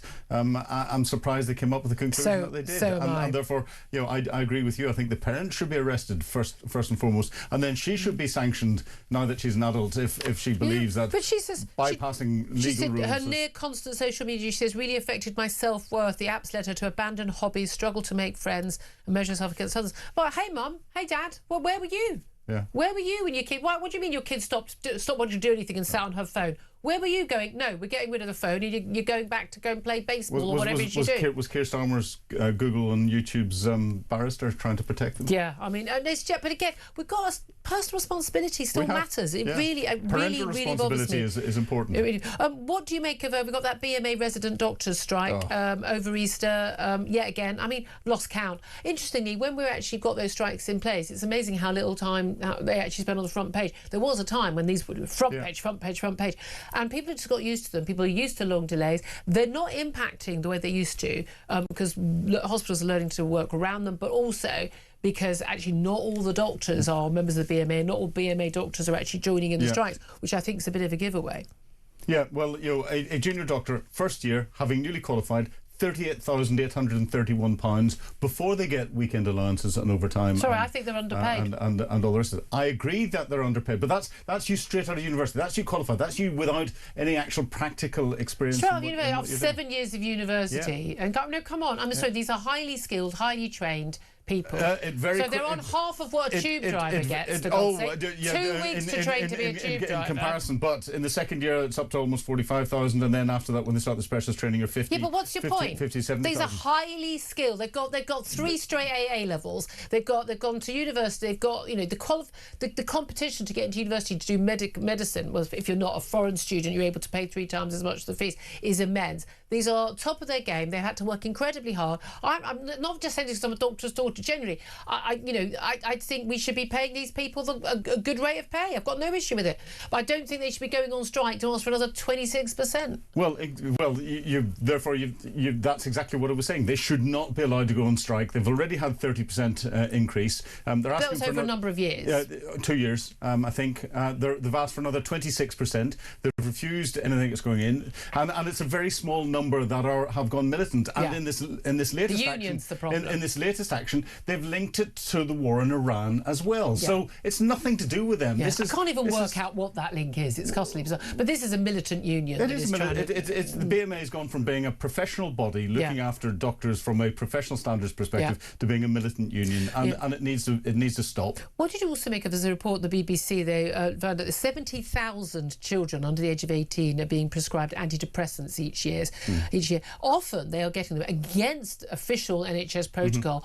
They're getting them from their GP rather than being sent to see a psychiatrist or wait to see a psychiatrist. Often you can wait years now. Again, that's unacceptable.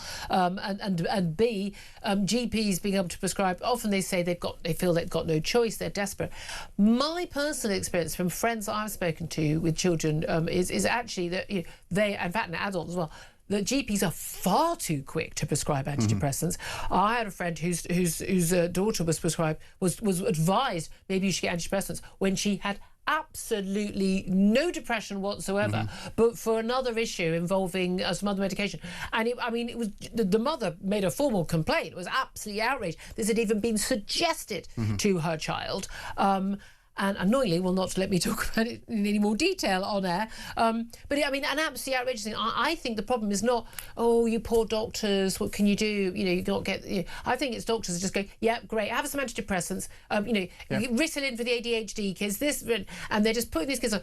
You are more likely to die than come off antidepressants. You're basically on them for life. These are very dangerous drugs. And by the way, in most cases, not proven to actually help people. Well, the evidence is very, very questionable. It depends on the type of depression. It does. I know you've suffered from it. And I've been on antidepressants, and mine was caused by a chemical imbalance that was in my brain. And what the antidepressants did was they helped correct that, and then I came off them. And that's a very different. But that's not always what the case is. It isn't, and the doctors and GPs in particular are too quick to hand out the sweeties because it gets them away. But again, that's symptomatic of the pressure that there is on the GPs because of everything that's going on, and because they can't refer people into the junior doctors who are going on strike because they're being unreasonable. The lack of funding that there is in different parts of the NHS, but it's not necessarily lack of funding. It's the poor management that's in there. I just don't accept that GPs are under all this pressure. I just simply don't. You're just doing the job. If you don't want to do the job,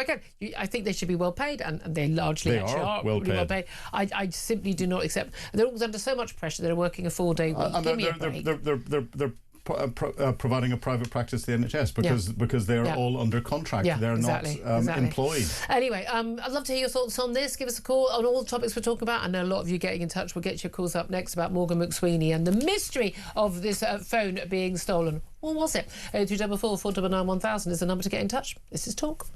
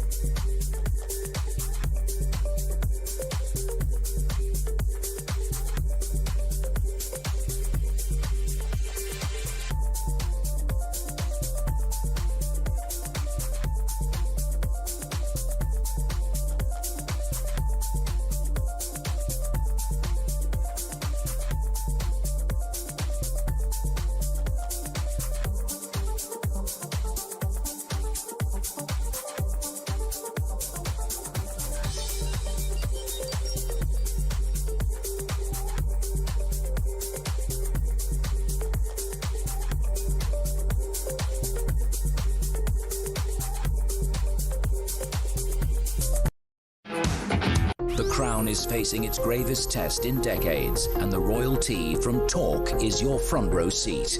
With royal reputations under pressure and probing questions about public trust, we unpack every twist and revelation with the biggest names in the business. From the throne room at Buckingham Palace to a mansion in Montecito, we follow every royal ripple.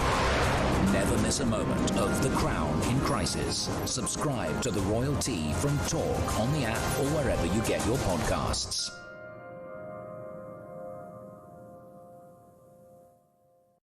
Across the UK, on DAB+, on your smart speaker, on your smart TV, and on your side. This is Talk. Good morning, this is Talk, the home of common sense. Let's get straight to your calls. 0344 499 1000. Not a surprise, both of them are about Morgan McSweeney's phone theft. Carl is in Liverpool. Carl, what do you make of the story? Good morning, Julia. Morning. I think we all know it's a lie. I think that phone's destroyed because you said something earlier, Julia, about one of the Labour MPs saying if that phone's looked at, Mandelson's message exchanged to Morgan McSweeney, he's effed. So I think that phone is being destroyed, and I think this whole lie is being concocted up with the Prime Minister knowing as well. And the longer it goes on, the worse it looks for him, because whatever happens in government, whether it's Rachel Reeves, Ed Miliband, they all fall under the PM's mandate, his power. They all work for him. Yeah. And everything falls at this man's doorstep, and it's just another nail in his coffin, because it wouldn't be so bad if the man had been great when he come in and did everything that he said he was exactly. Do. I might forgive it, but this is the thing, it's just the general level of incompetence, the lack of security, the poor judgment. I mean, again, I think it's really important to understand what's been emerging in the Jeffrey Epstein files, what a massive security risk that Mandelson was, and yet that appointment was made apparently, at Morgan McSweeney's behest, because he was his mentor. Yeah, the whole thing does fall with Keir Starmer at the end of the day, and as long as this goes on, he looks even worse on this stage. Do you think that this could actually be part of the reason why, Keir Starmer gets ousted? I think so. But this is the thing, Julie.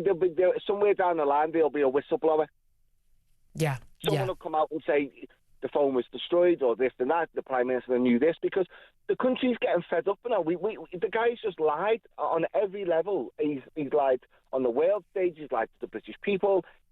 If he continues lying, his job is gone. But in the meantime, he just needs to come out and be truthful. he said, in his statements, he said, the phone was stolen, it was reported to the police. There's a transcript of the call in which Morgan McSweeney gives the names, date of birth, the details of the phone, and the police confirmed that it was reported. It was reported at the time. And he keeps saying about the police have acknowledged and confirmed that this is what happened. They've acknowledged and confirmed that a phone call was made to them reporting that a phone was stolen. Yeah, he didn't tell them who he worked for or the priority that should go into dealing with this issue. So he's lied, and this is the thing. You said that yourself, the balaclava thing wasn't mentioned. These are things that people will pick up on because it's out there. So people will say, well, you said this, but then it's not being said again. Yeah, I just think it's really... It was this morning I suddenly went, oh, hold on a minute. When I read the transcript yesterday, I don't think the word balaclava was mentioned. It's a really weird thing to have forgotten to mention. That's kind of like the number one thing. It was a guy on a bike wearing a balaclava because someone in a balaclava is scary. One of the reasons I don't like seeing people with masks and hoods wandering around on a perfectly sunny day is because I think, by definition, they're going to be a risk to me. Carl, thank you for that. You're taking no prisoners on that front, are you? Marion is in Norfolk. Marion, what do you want to say? Oh, hello. Hello. Before we start, can I just say you are the Boudica of live talk. Get me. Thanking you. You are. I see you with a spear and a chariot. Anyway, this has been mocked up on Grok. Can I point out, I'm of an age where it's Boudicca. When did it become Boudica? Yes, when did that happen? Boudica, I don't know, but whoever the name was, if she was real and what she did was amazing for a woman, she's a bit of a hero for me. Oh, bless you. I'm very, very touched. Thank you. Let's talk about the government. The Mandelson phone saga is a load of codswallop, but I'll tell you why. I'm 80 years old. Yeah. I Googled, good old Google, government phones, right? It's a little snippet of information. MDM Tools, mobile device management, allows automated backups and security wipes of these government phones.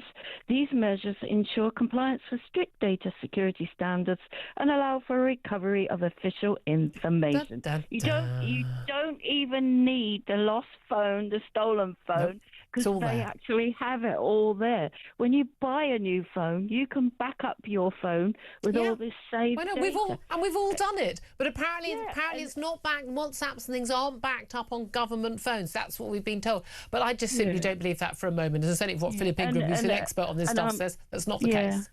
I'm so insulted by this dog ate my homework excuse.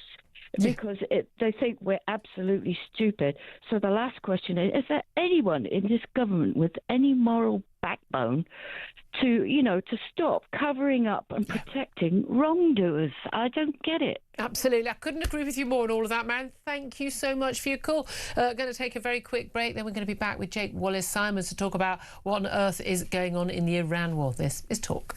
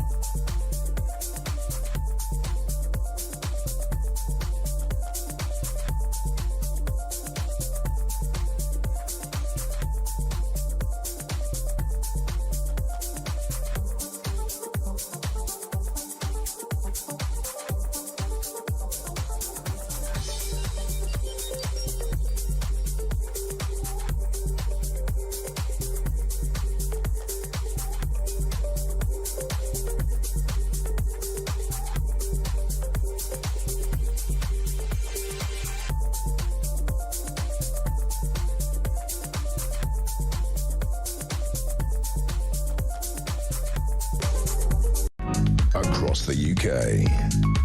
On DAB+, on your smart speaker, on your smart TV, and on your side. This is Talk.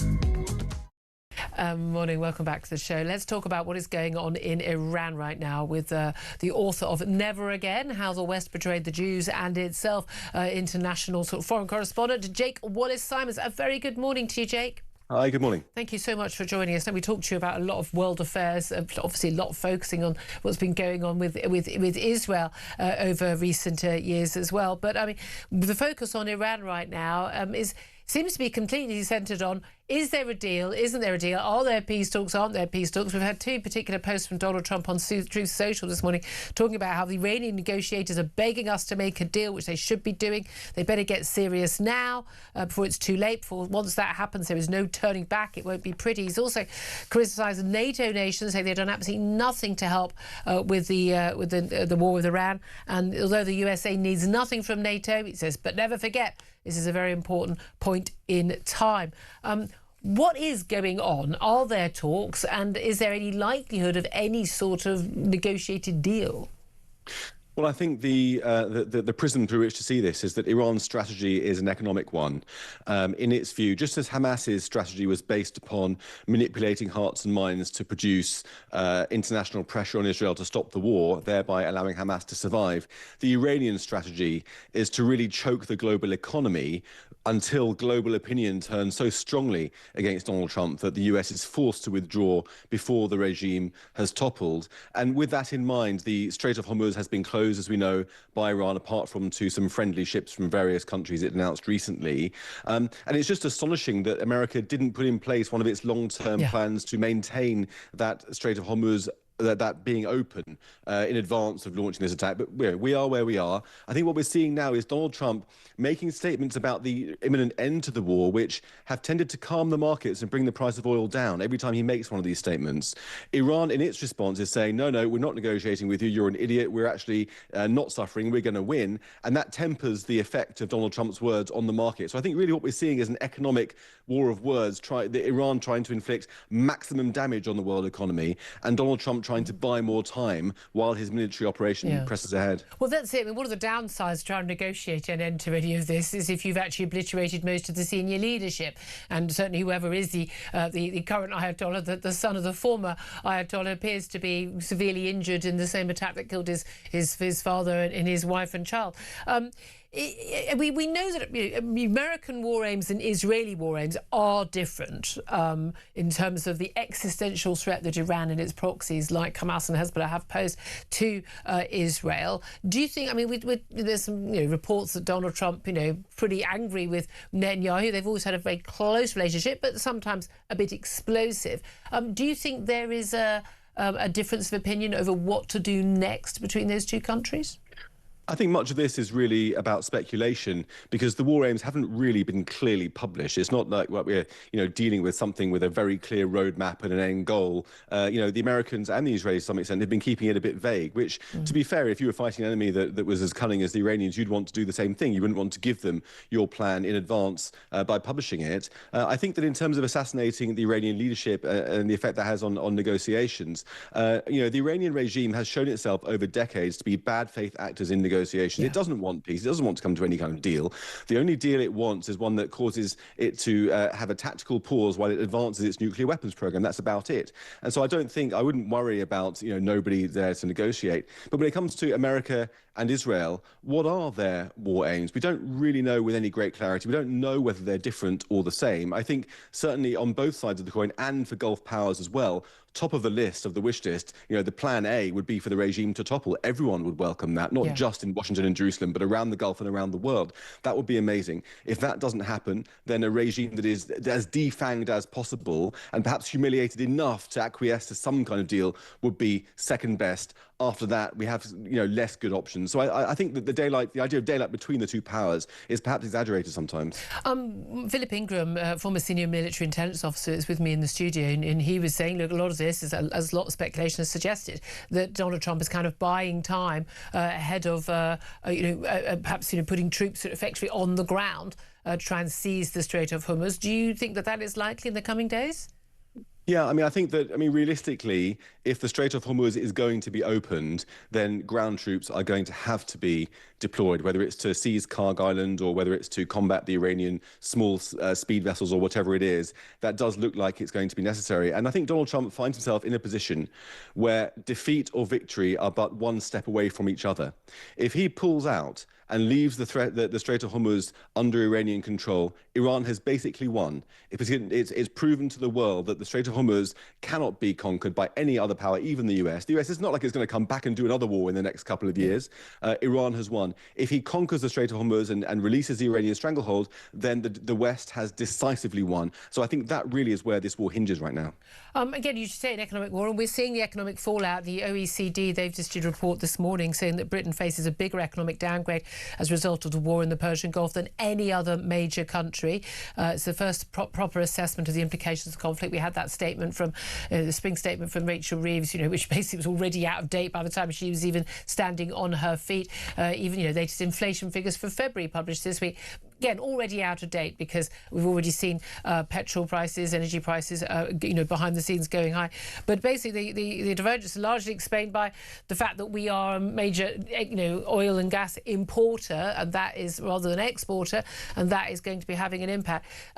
Do you think that economic impact is tempering the willingness of other NATO countries to go along with the United States because they are feeling the fallout of this in a way? And as Donald Trump has said openly, hey, you guys should help me in the Strait of Hormuz because America, we don't get our oil out that way. We've got our own oil. That's not a problem for us. This is your problem. But the allies, the European allies in NATO would be probably thinking, yeah, but it's a problem you've created.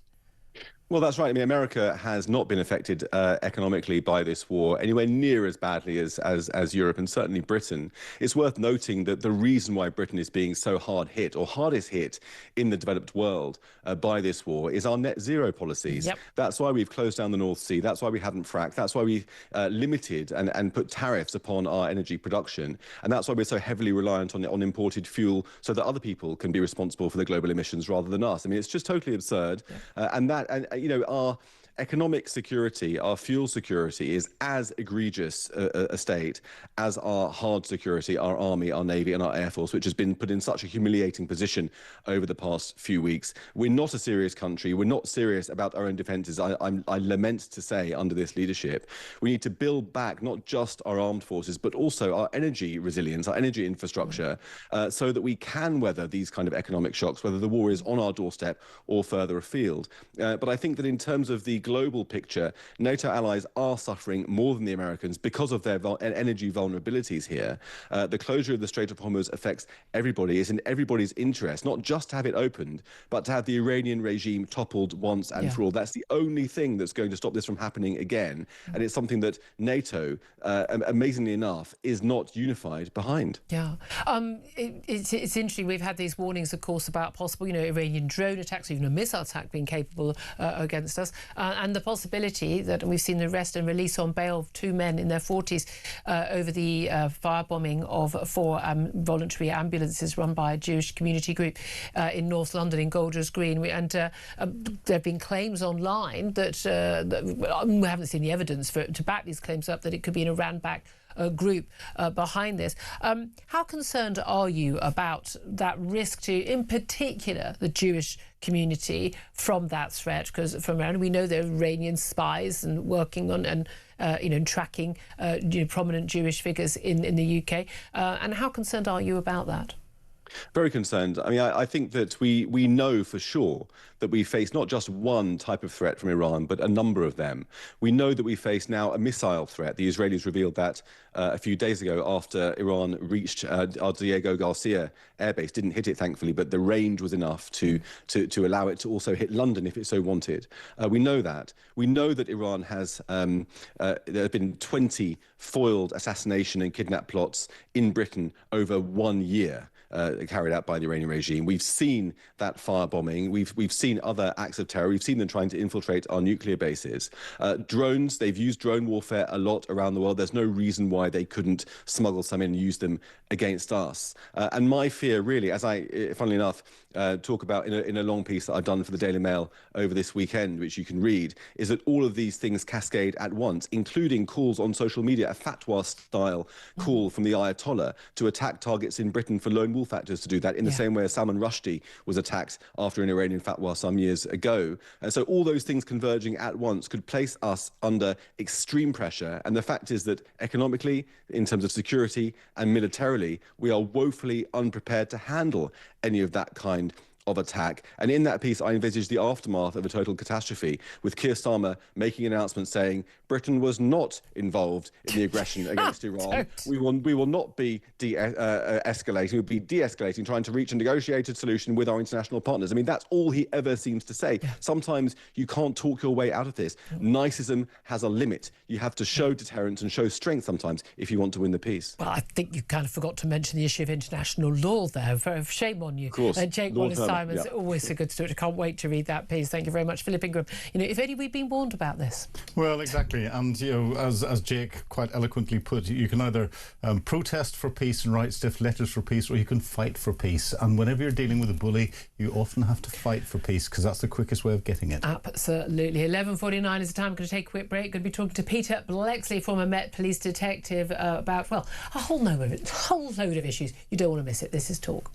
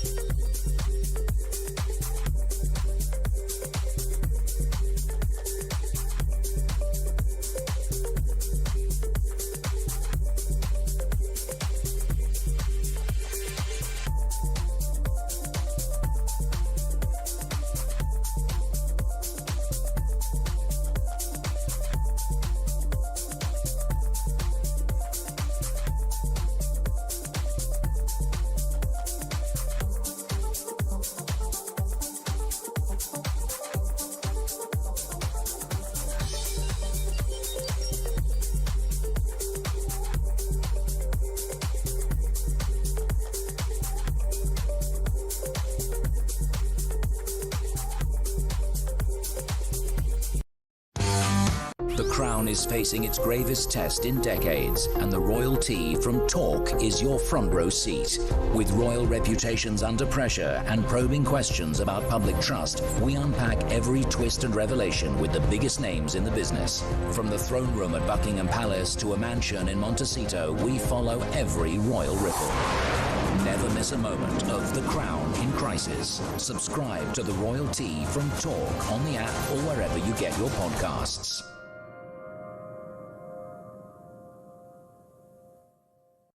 Across the UK, on DAB+, on your smart speaker, on your smart TV, and on your side. This is Talk. This is Talk, the Home of Common Sense, for me, Julia Hartley-Brewer. 11:53 is the time. Peter Blexley joins us now. He's a former Metropolitan Police detective. Good morning to you, Peter.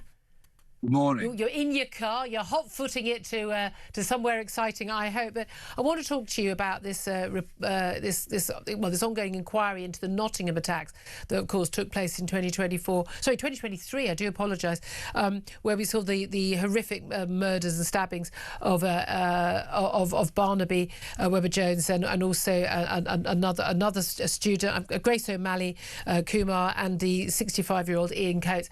And the evidence that's come out so far, and stuff that came out during the initial court case as well, basically revealing that this man was clearly a danger to himself and others, and that there was this bizarre concern that they didn't want to basically section him and keep him behind psychiatric bars because they didn't want to be seen to be racist. Now, the police, we're told, are just too worried about being labelled racist to tackle dangerous criminals generally. What do you make of this evidence?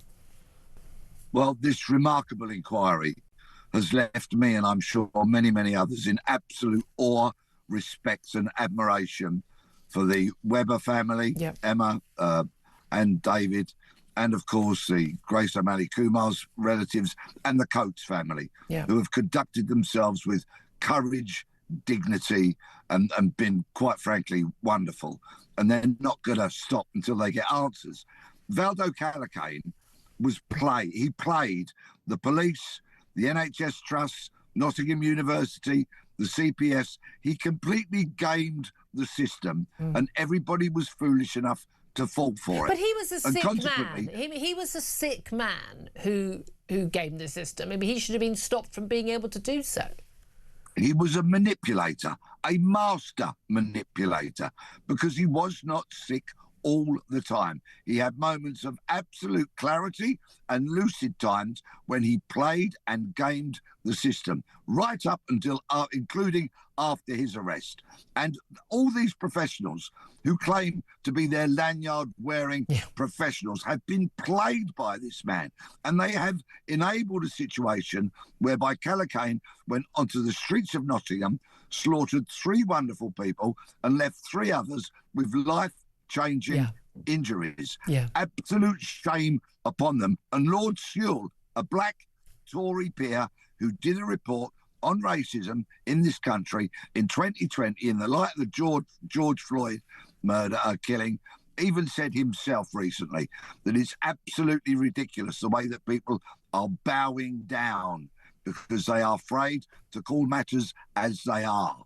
Yeah, I mean, and this is the real worry, the idea that, your child, just at the start of their life, these beautiful young students and a caretaker, with his own children, going about their daily business, the idea they lost their life because someone was too worried about woke ideology that, well, we can't section somebody because they're black, because people might think we're racist, even though he's clearly a danger, he's been violent before, he's clearly not taking his medication, and he is a danger if he's on the streets, and allowing that to happen. It's kind of almost impossible for a lot of us to comprehend, and yet we see it happening again and again. Look, we saw that absurd scenario, the Manchester Arena attacker able to attack, wasn't stopped by a security guard because he was concerned. Look, he was a guy who looked like he was Muslim and he's got a big rucksack. I didn't want to tackle him. I didn't want to be accused of racism.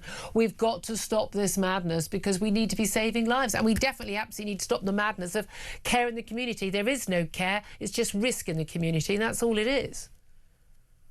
Most brilliantly and eloquently put, Julia, and I thank you. I could not top what you've just said.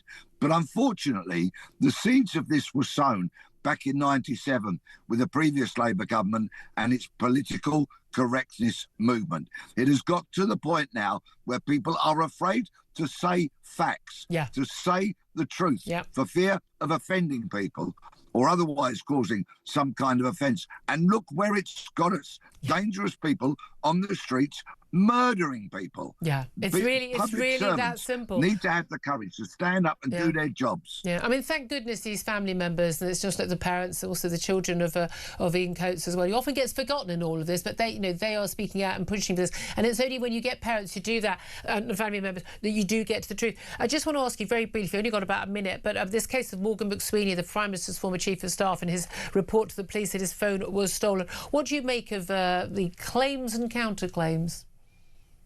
Follow the evidence. Let's see the evidence. Was there CCTV of that phone being stolen? If so, let's see it.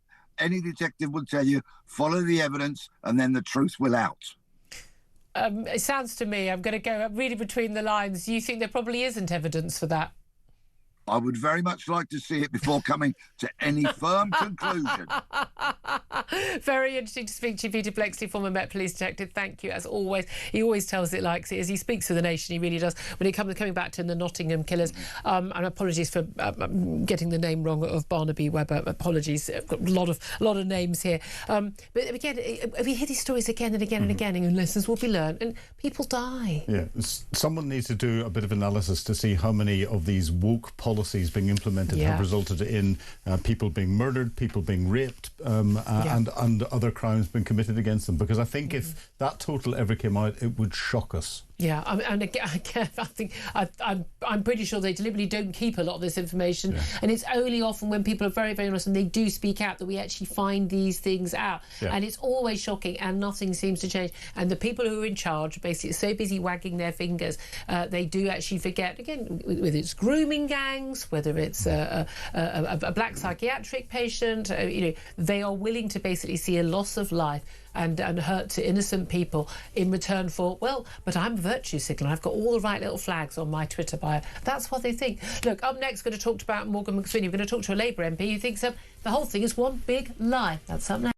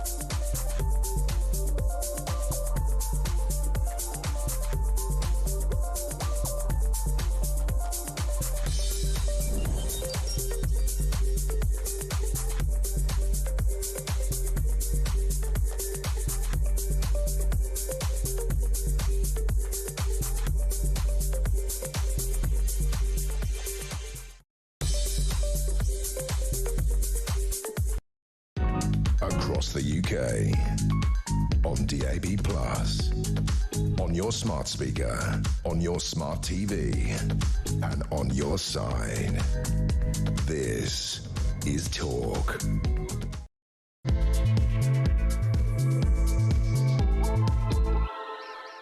very good afternoon. Welcome back to the show. 3 minutes past midday is the time. This is Talk with a Home of Common Sense. I'm Julia Hartley-Brewer. You are either listening on DAB Plus Radio, your smart speaker, or watching on YouTube, or on your connected device. And whichever it is, very, very happy to have your company. Thank you very much indeed. Very excited earlier this week of having marked on Saturday our 10th anniversary of this station being in existence, and I was doing the 10 o'clock show on that very first day back in March 2016. Very quiet year for news. Very quiet year. Barely anything happened that year at all. But we had a caller a little bit earlier in the week who said he'd been here since day one, and I so appreciate that. And a caller today said he's a brand new convert from some other rifle station I may or may not have worked for at some point. So delighted. And if you'd come in between, great to have you as well. We so appreciate you joining us. Lots to talk about. If you've missed anything from the show so far, lots good stuff. You don't want to miss that. Go back and watch on YouTube. I've got a YouTube page, the Julia Hartley-Brewer Show. Hit subscribe. You never have to miss a thing. Coming up, we're going to be talking more about the scandal about Morgan McSweeney's stolen phone, or in inverted commas, as a lot of people are saying, stolen phone. We're going to be talking to Labour MP Carl Turner up next. He doesn't think it was stolen at all. We're also going to be talking about a trans trans-identified man who stalked his own trans surgeon, so the woman who actually carried out the surgery on him. He's been convicted of that, and he's been put in, of course he has, a prison for women. We'll be talking about that with Helen Joyce. And also a teenage boy with a hatred of women was advised by an AI chatbot on how to kill his own mother. And we're going to be talking about why Meta and Google are facing a $3 million payout and possibly billions more in the future over their algorithms and the addictive nature of basically the YouTube and Instagram and other sites that they run. We'll be talking about all of that coming up. Love to hear your thoughts on all of that as well. We'll get to your calls. A lot of you getting in touch about Morgan McSweeney and his phone being snatched and the implications there. 0344 499 1000 is the number to call. Let me just bring in Philip Ingram first of all. He's a MBE, he's a former senior military intelligence officer, and there's never a day when we have him in and I don't think, so used you've got that expertise. I'll go through with our next guest a lot of the detail that has been claimed about this, but explain to us why it is significant and why we should be worried about a claim that a chief of staff to the Prime Minister of this country's phone was stolen. Because of the nature of the material that's on the phone. It may not necessarily be classified per se, because rules don't allow that, but then none of the rules have been followed, it seems, with regard to recording what's on the phone and everything else. And that sensitivity is something that could have been targeted by a hostile intelligence service. And we need to know the length of time it was before it was reported the phone was wiped, and what investigation has gone on by the security services to do a risk mitigation exercise, so that you identify what the risk is and then take mitigations against it if necessary. OK, very interesting. Thank you very much. Well, look, let's talk to a Labour MP, Carl Turner. He's Labour MP for Hull East. He's had various run-ins with the government over the issues like jury trials and much else in recent weeks. And Carl Turner, yesterday you've tweeted, today, I don't believe McSwindle had his iPhone stolen. Yesterday you wrote, the dog ate my homework, defence won't wash. Why do you believe he's lying? Well, I believe that Morgan McSweeney reported the theft of a mobile phone to the police, but frankly, I don't believe that he had his phone stolen. Why? Because he was the Chief of Staff to the Prime Minister in number 10 Downing Street. Frankly, if I had my mobile phone stolen, I would ring the police and I would say, I'm a Member of Parliament. I've been texting the Prime Minister and other cabinet members about things that, frankly, I don't want to be on the front page of any newspaper. And I'm a bit worried that the replies that the Prime Minister has sent me on issues which are about policy might be something that the Prime Minister isn't keen to be publicised. So I'd be concerned. I would also contact number 10 and say, my phone's been nicked. I'm worried because there's information on there which I don't suspect the Prime Minister will be happy about being shared with the nation. Thank you very much. And I would expect somebody to get involved with an investigation. I don't believe it because he didn't say, I am the Chief of Staff to the Prime Minister of this country. And we know this from the transcript the Met Police released. It's very interesting, very unusual for them to release that transcript. They're always very difficult to get information out of, except, of course, when they're being under criticism themselves. And the claim was that he had had his phone stolen by a man on a bike, and who snatched his phone from him when he was using it, and that the police they'd say, we haven't got the resources, we can't investigate. The police showed this, basically, they've published this transcript which says that, well, they couldn't send anyone at the time. I mean, who are we kidding? Does anyone think that police send anyone at the time of your mobile phone being stolen?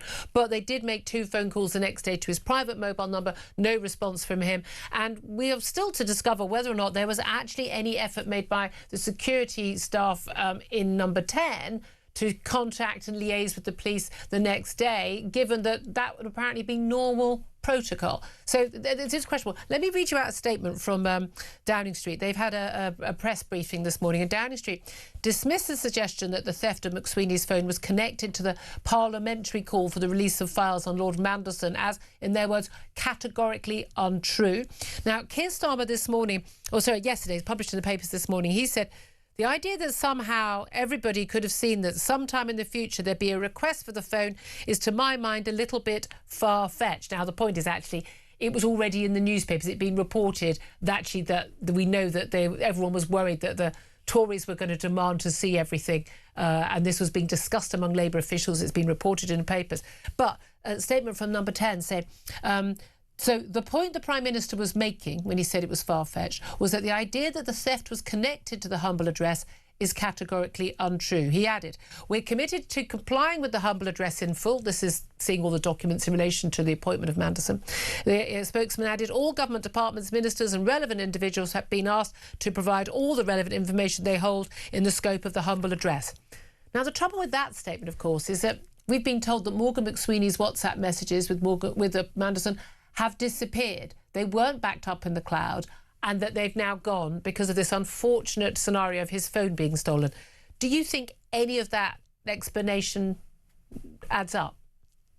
No, I don't, unfortunately. I believe that the Prime Minister believes that Morgan McSweeney had his phone stolen. I've had a Cabinet Minister contact me this morning saying Morgan McSweeney did have his phone stolen because she remembers a conversation she had with Morgan at the very time when he was telling her his phone had been nicked.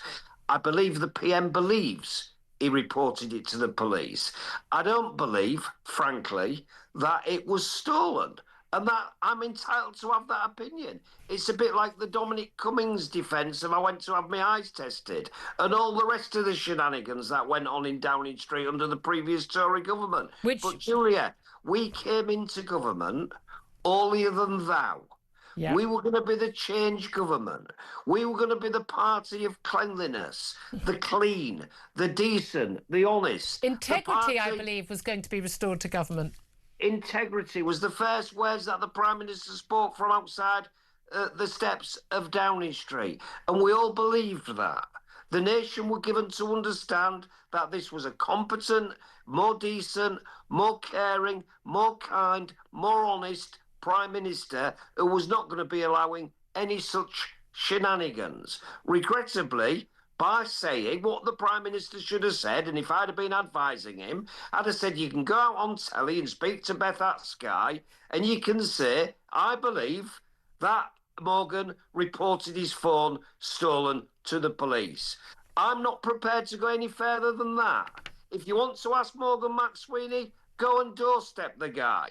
But all I'm telling you is there was a report to the police, and anybody that is stupid enough to make a false complaint to the police is balmier than I could have ever not only given that, him credit for. they're committing a criminal act, and that's the interesting thing when people are saying, Correct. look, he didn't. So there is a phone call, and with Prime Minister's comment on, there is a phone call. We know the police had that report, whether or not the phone was stolen. What is interesting, I think one of the key things here is that the reports that we've seen for the last few days have claimed that Morgan McSweeney's phone was snatched by a man on a bike wearing a balaclava.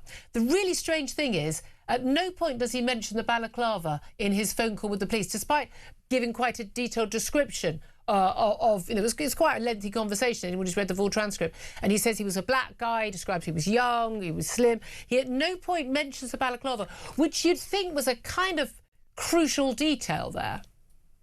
Well, look, look, let's just be realistic about it. I think this was in Pimlico, right?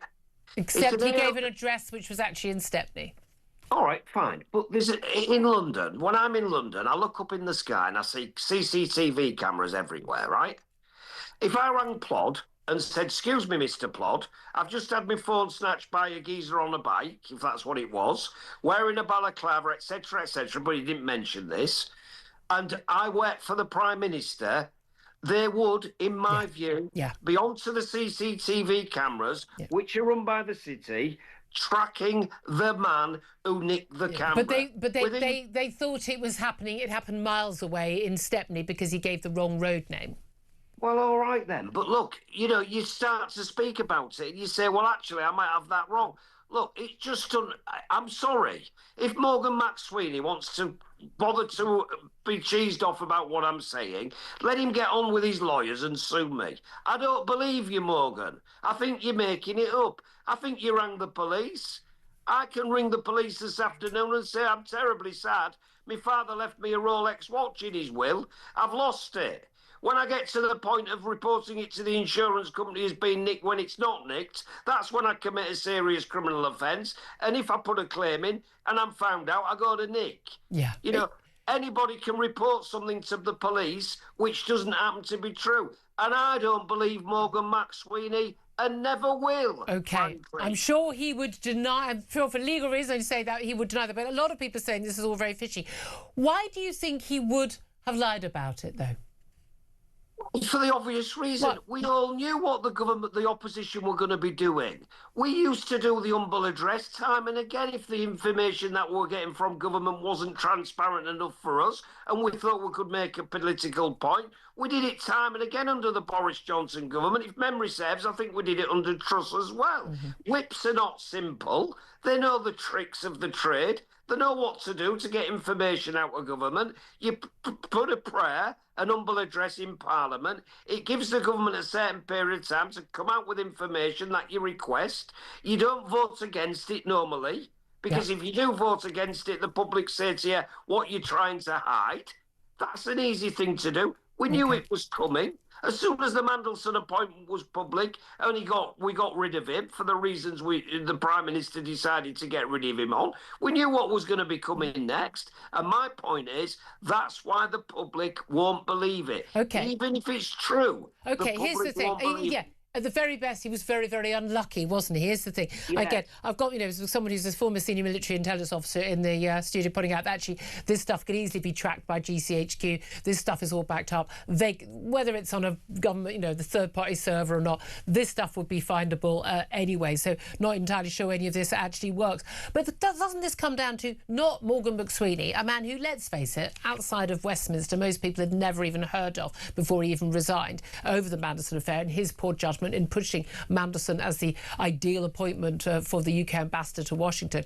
But actually it comes back to the Prime Minister. Because if, as you say, Morgan McSweeney actually has lied, an allegation you are making, I'm sure he would deny, you've got a Prime Minister who's appointed best pals with a convicted paedophile, who there are numerous allegations that have come out since, but there was certainly enough information, I think we can all agree, to make him a very poor choice for the appointment in the first place, who's appointed him as our US ambassador, who's employed a chief of staff who you're making and who pushed that and override the security vetting, and you're now claiming may have committed a criminal act in lying to the police. That's an allegation you are making. I'm sure he would deny, I must stress.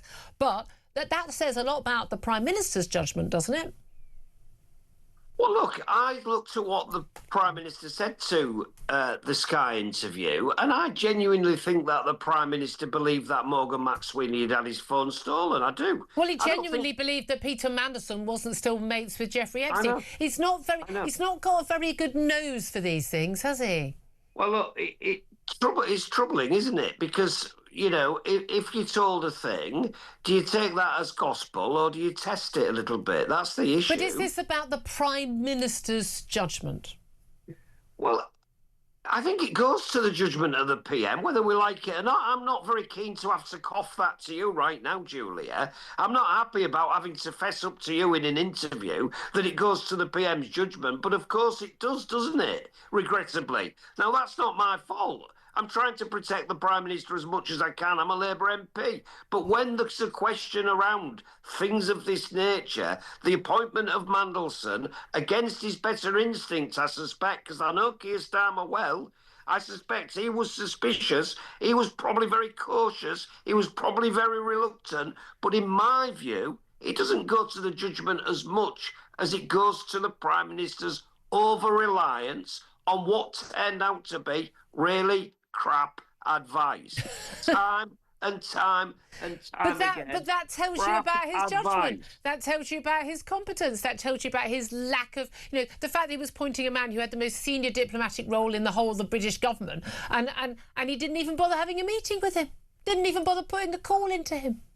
Well, it's a strange scenario, in my opinion, that you would have Morgan McSweeney and Matt Doyle, who are effectively asking questions of Peter Mandelson, and then those two, who were known to be mates of Mandy, going back to the PM and saying, these are the answers to the questions, Prime Minister, there's nothing to see here. Yeah. They had an ulterior motive. They wanted Mandelson in the job. I suspect the Prime Minister wanted him in the job. Why?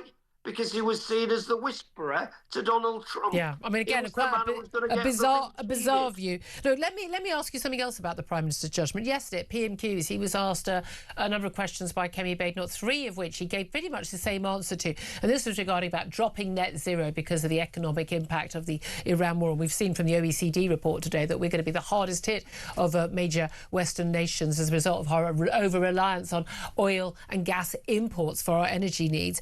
But Keir Starmer said that when he was asked about drilling for oil licences or new oil and gas licences in the North Sea, giving permission for licences for new drilling in the North Sea, he repeatedly said he had no power to approve more licences, and the quasi-judicial role in terms of the final call on that lay with the Energy Secretary, of course, Ed Miliband. Is that a plausible answer from a Prime Minister who appoints the Energy Secretary? That job is entirely within his powers, to say it's got nothing to do with me, Gov, it's up to him? Well, the Prime Minister is right to say that the legislation dictates that the Energy Secretary, the person in that job, the Secretary of State, but he decides the person in the job. But, I mean, it does tend to make you think. When I was sat there listening, I thought, well, what are you saying then? Will the real Prime Minister please stand up? You're the gaffer. You're supposed to be in charge. If you want licences, if you want to extend licences, get on and tell Miliband, get him in a room and say, right, do the job. I'm telling you, I'm the PM, I'm the governor here. Look, just stand outside, Edward. Just have a look at that number 10 door. Whose name's above it? It says Keir Starmer. I'm the gaffer. I'm telling you what to do. So is Ed Miliband secretly running this government?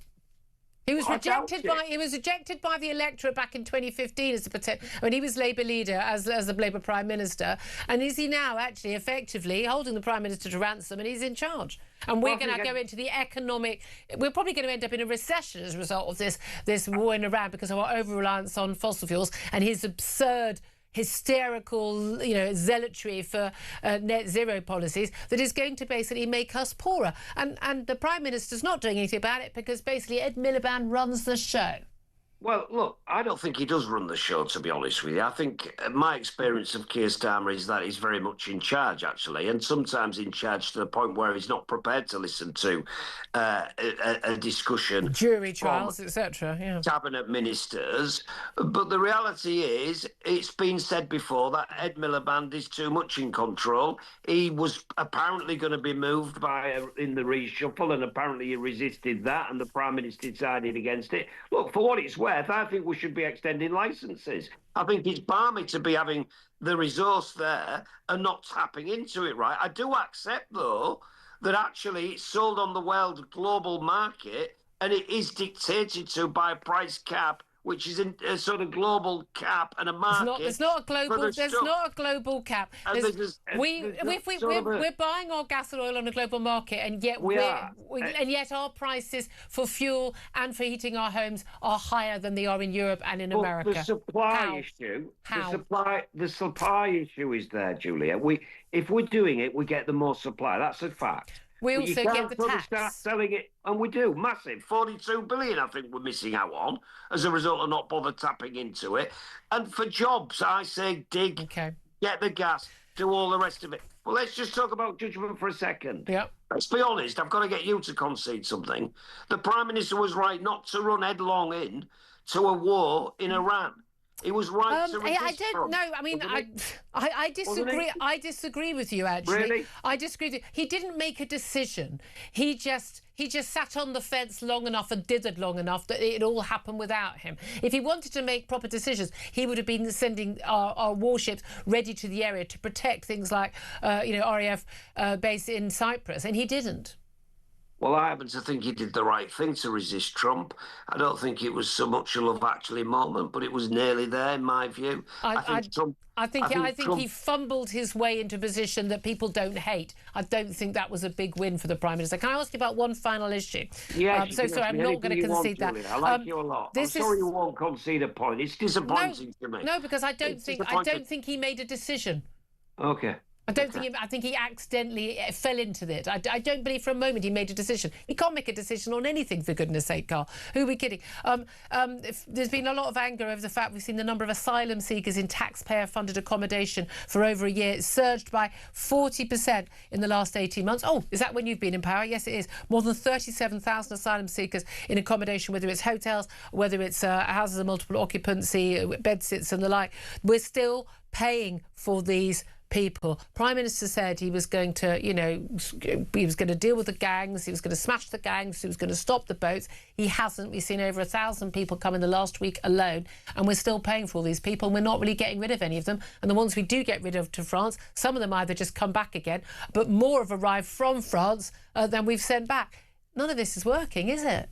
Well, it's not, and the reality is we're not sending them back. That's just the truth. There's appeals, there's asylum and immigration appeals. The tribunal says get them out, get rid of them. They're not allowed to stay. They don't go back. That's the problem we're in.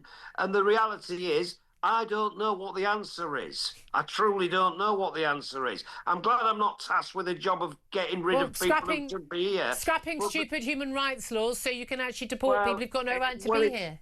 Well, it's not right either. I mean, Farage can spout all this nonsense about human rights and all the rest of it. Just not true. It wouldn't work. That's not true. Because people would still get themselves here, Julia. Yeah, they get here, and then you can get rid of them.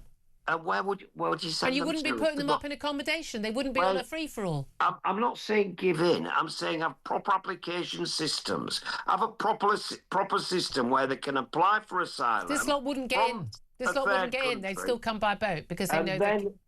Well, the reality is, let's be honest, we had the Dublin 3 regs and that didn't work apparently at the time, but it did to the extent that they didn't come in the channel. They've been coming since Brexit. They came on lorries, mate. They came on lorries. What, on the underside of lorries? How many underside of the lorry? We had tens of thousands on. We had tens of thousands coming through. 1,000 under one lorry? We had. You can get 500 in a dinghy, Julie. You don't get 500 in a dinghy.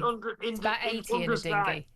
No. Well, you can get 3 or 4 dinghies with a few hundred. But the reality is they're going to come more now, right? Because the sun's starting to shine. What do you expect me to say? It's just the reality. But what I will say to you is, when you're making incentives for them to come by saying if you get here and you've got a family with you, we'll give you 40,000 quid to go back from when you came. I think that's balmy in my view. Well, we certainly agree. Let's end on a note of agreement. Carl Turner, great to have you on. I love your free talking. I appreciate that. I'm sure the Prime Minister won't, but Labour MP for Holly's Carl Turner, Philip Ingram, listening to that with a wry smile on your face throughout that. Look, he basically said, let's go back to Morgan McSweeney, let him sue me. He says this is up there with Dominic Cummings and that eye test at Barnard Castle. And he says he believes, the Prime Minister believes that the phone a phone theft was reported to the police. He does not believe, he said categorically, does not believe that Morgan McSweeney's phone was actually stolen.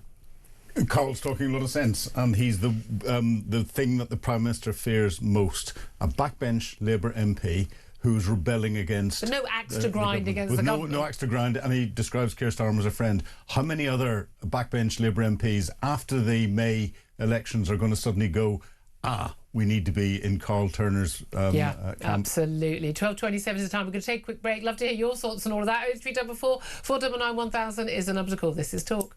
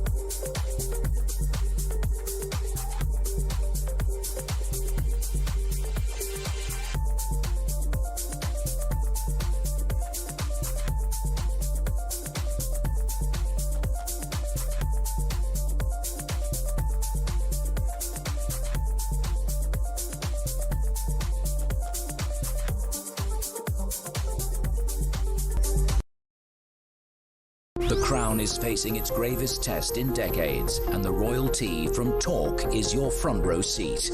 With royal reputations under pressure and probing questions about public trust, we unpack every twist and revelation with the biggest names in the business. From the throne room at Buckingham Palace to a mansion in Montecito, we follow every royal ripple. Never miss a moment of The Crown in crisis. Subscribe to the Royal Tea from Talk on the app or wherever you get your podcasts.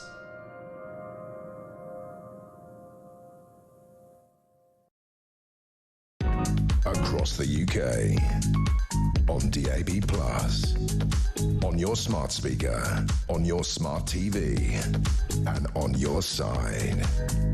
This is Talk. Good afternoon. Welcome back to the show. 12:30 is the time. Let's get straight to your calls about an extraordinary conversation with the Labour. He was a Labour MP, guys, Carl Turner, basically saying he doesn't believe that the Prime Minister's former Chief of Staff had his phone stolen. He believes the Prime Minister believes that it was. He said basically, let him sue me. He said that Dominic is up there with Dominic Cummings claiming to get his eye tested when he drove to Barnard Castle. He's also critical of the Prime Minister over the net zero issues as well. Again, that's friendly fire, folks. Let's go to the phone line. 0344 499 1000. Michael is on the line in Hertfordshire. Hello, Michael. What do you want to say? Good afternoon, Julia. Afternoon. It's about the energy. Starmer gets up in Parliament and says it's up to my energy minister, Siliband, to make the decision. I wouldn't trust him to run the toilets in Parliament. We have an emergency. We need North Sea oil. Never mind, it will be the same price when it comes out. It will be nearer. It will give people jobs. It will get companies to pay taxes here. And our Prime Minister, who I did have some respect for but I've lost it completely, has got to get a set of balls. And I don't mean Ed. No, absolutely. No, I couldn't agree with you more on that front. What did you make of what Carl Turner had to say? His criticism of the Downing Street generally, I think, and the Prime Minister over the Morgan McSweeney affair. I just think, why pick one item? There's nothing they've done that's been correct so far. It's just the whole thing is ridiculous. The whole thing stinks, and there should be an investigation. Yeah, well, yeah, there certainly is. Certainly looks like there is. Unfortunately, we could talk about Labour's mistakes for a week. It's just becoming embarrassing. That's me. I've only got 3 hours. Yeah. And it's just ridiculous. Yeah, I've only got 3 hours a day. We're always like, how do we squeeze us all in and cover it all? Michael, thank you so much for that. Cliff is on the line. He's in Slovakia. Hello, Cliff. Are you living there or are you on holes? No, I live here. I got out when the going was good. One of the wise ones. What do you want to say, my love? Yeah, I was talking to the guy who took the call and said I was in the police service. I had a high level of vetting, and I had a phone that went along with that. Yeah. And there was nothing that went on that phone which wasn't able to be recorded. Yeah. And any digital communication, i.e. messaging, was recorded and kept. Now, the Met and these various people saying that will prejudice the case, it's a nonsense. If the Met have that evidence, they should be taking it forward, and they have all the powers they need to go to Mr. Starmer and whoever it is, whoever else would be involved in this message convoy, and to look at those messages. They have a power to do that. This is the weird thing. There's a reason they're not doing it. Well, that's the thing. But the conspiracy theory around this, which is that, oh, well, the phone wasn't stolen, and that and then it was all done basically to hide these messages because you now can't access these messages. Surely they would know whether or not the messages could be accessed or not, in which case that kind of all falls down if that was the cunning plot. Well, I would imagine if that phone was stolen and he reported it immediately to his provider, the phone would have been killed anyway. Well, no, we know he reported to number 10 and it was killed immediately. But again, there's immediately. He'd already chased up the road, he claims, against the cyclist. So you lose a couple of minutes there, getting through on the Downing Street. I mean, I know the Downing Street switchboard is pretty slow unless you go to a direct number. He would have had a direct number. But, you know, you're talking about 2 or 3 minutes to get this stuff done. And that's enough time if it was... You know, if it was a nefarious act to take in the phone, that's enough time to take the information. But you just think the whole thing doesn't add up? None of it adds up, because even if the phone was taken in the circumstances, in the circumstances taken, he's gone ahead now and made a report of crime. Which, if it's not a crime, that's an offence, as you've discussed earlier. Okay, so he's kind of, I don't want to use the word on air, but it's it rhymes with rugged. Not a rhyme I've heard before. Cliff in Slovakia, thank you very much indeed. Philip, I mean, again, lots of allegations being made. You know, I mean, I don't know. I wasn't there. I don't know. I'm sure he would absolutely deny, of course, you know, making a false police claim. The question about, was the phone stolen? Did he give the right information given? What, you know, have these messages disappeared? And why would anyone want these messages to disappear? And what the hell was on them? Number 10 could fix this instantly by coming out with the truth. Yeah.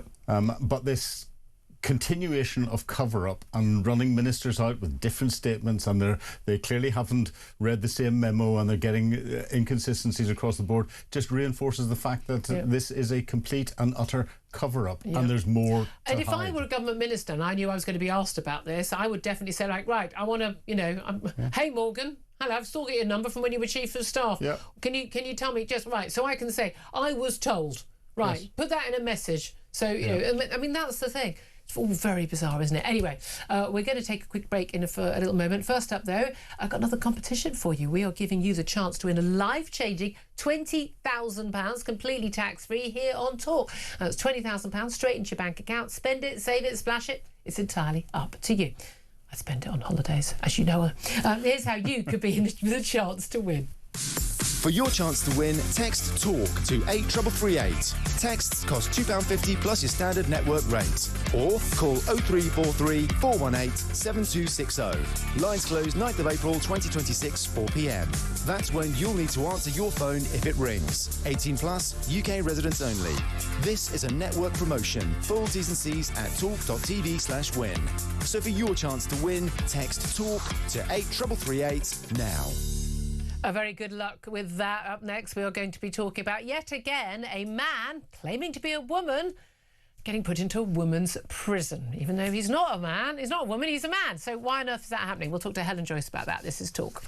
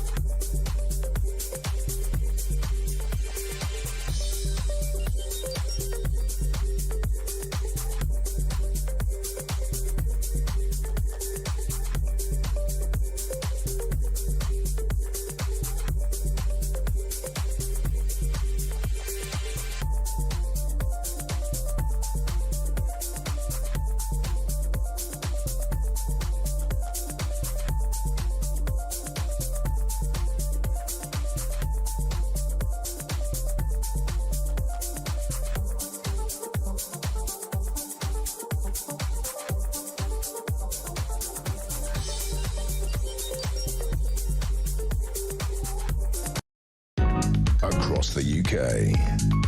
On DAB+, on your smart speaker, on your smart TV, and on your side.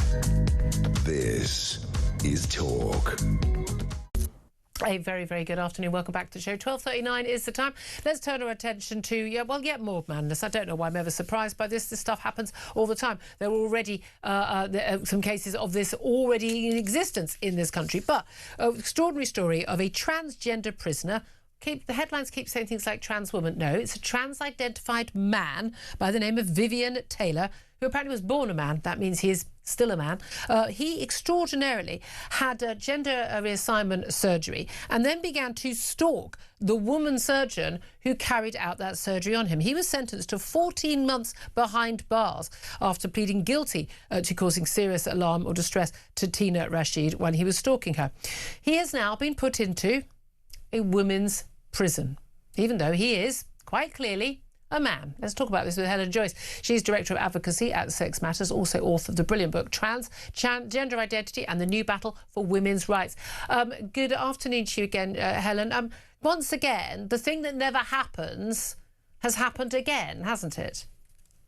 Yes, so this man is being held in Downview in a wing that's called the Wing E, which is specially for men who identify as women who are regarded as not suitable for being held in the men's prison. Now, that suitability includes thinking about what it is they need in the way of their womanly identities. Incredibly, when the policy was set up that these men could be put there, they decided that it wasn't okay to hold these men in the men's prison because it wouldn't give them enough access to women. That was the phrase used, access to women, so that they could practice being women, basically, like they could live their womanly identities.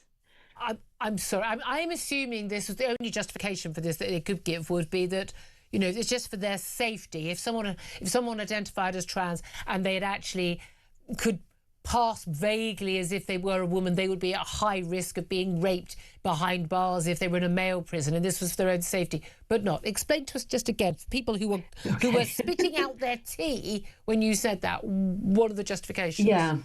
So the policy dates from before the For Women Scotland judgment, and the starting point was the wrong starting point, which is that some men have gender recognition certificates, which mean that they are legally women, and that therefore they have extra rights to be considered as women compared with other men who just say that they're women. And then they, a moment's sanity intervenes and they think to themselves, well, some of these men with GRCs are actually rapists and murderers and the like. So they said that they would make this wing and it would be for people who had really the most claim a man could have on being called a woman, which in my opinion is zero, but also weren't risks to women. Now, how a man who has stalked a woman for so long, most people who do stalking don't get custodial sentences at all. They get told, don't be so naughty and don't do it again. And this man's been given 14 months, which suggests to you that it's very bad. Now, he has, as you said, had his genitals removed, which means that there's a certain sort of risk that he is not to women. Yes. However, he's still a man. He looks like a man, he sounds like a man, he is as strong as a man, he is bigger than women, he is all those other things. None of those things change when men have genital surgery. And yes, okay, he's in this separate wing at night, so he's not sharing, a cell or even a corridor or showers with women.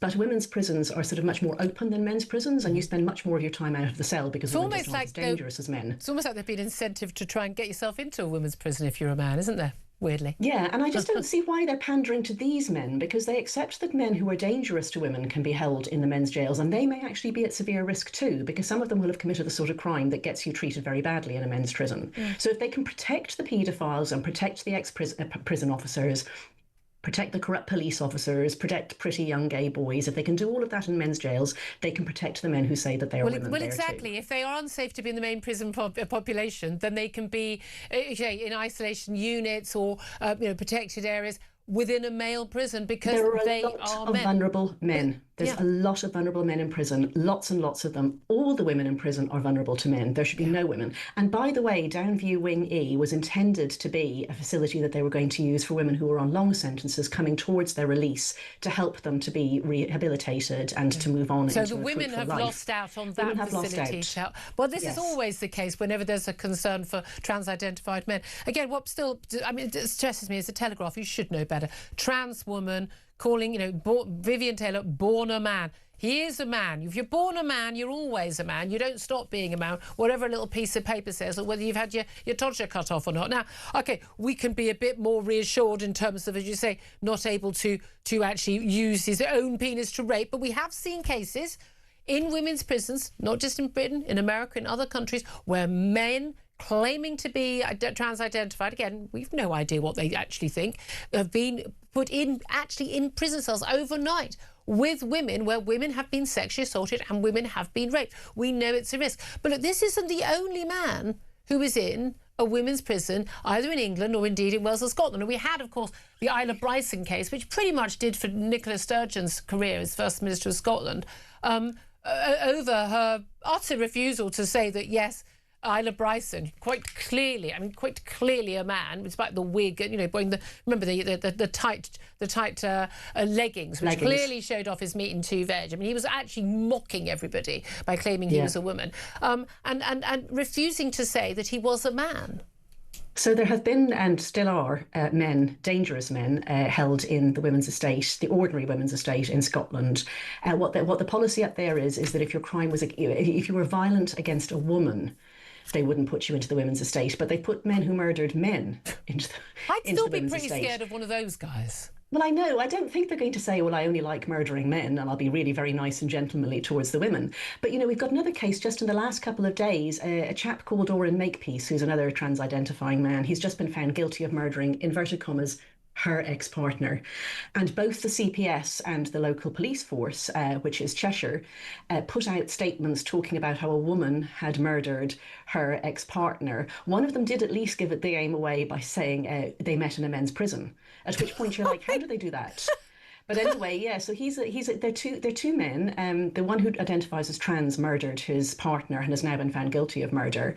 And the CPS has taken down its original post about this, which literally didn't use the words male, men, prison, any of those things, trans even. It was just woman murdered her This is where facts, we say, when it's basic biology, when it's the NHS, when it's the prison service, the police, the courts, it is vital that we use facts. Words have meaning. Otherwise, I'm holding up a mug right now. I can just say, this is a table. I've decided that this word means table, and you all have to just flow along with me. Except lots of people wouldn't know, so we wouldn't know whether we were talking about a mug or a table. That's why we have words like male and female, why we have words like woman and man, so we know what we mean by them. The reality is, of course, that actually the rate of men who claim to be trans and claim to think that they are women, it's amazing how often this is suddenly declared around the time that they are arrested or charged with a crime against women, and an incredibly high rate of trans-identified men in prison who've been convicted of very violent sex crimes against women. I mean, that must just be a complete coincidence, Helen.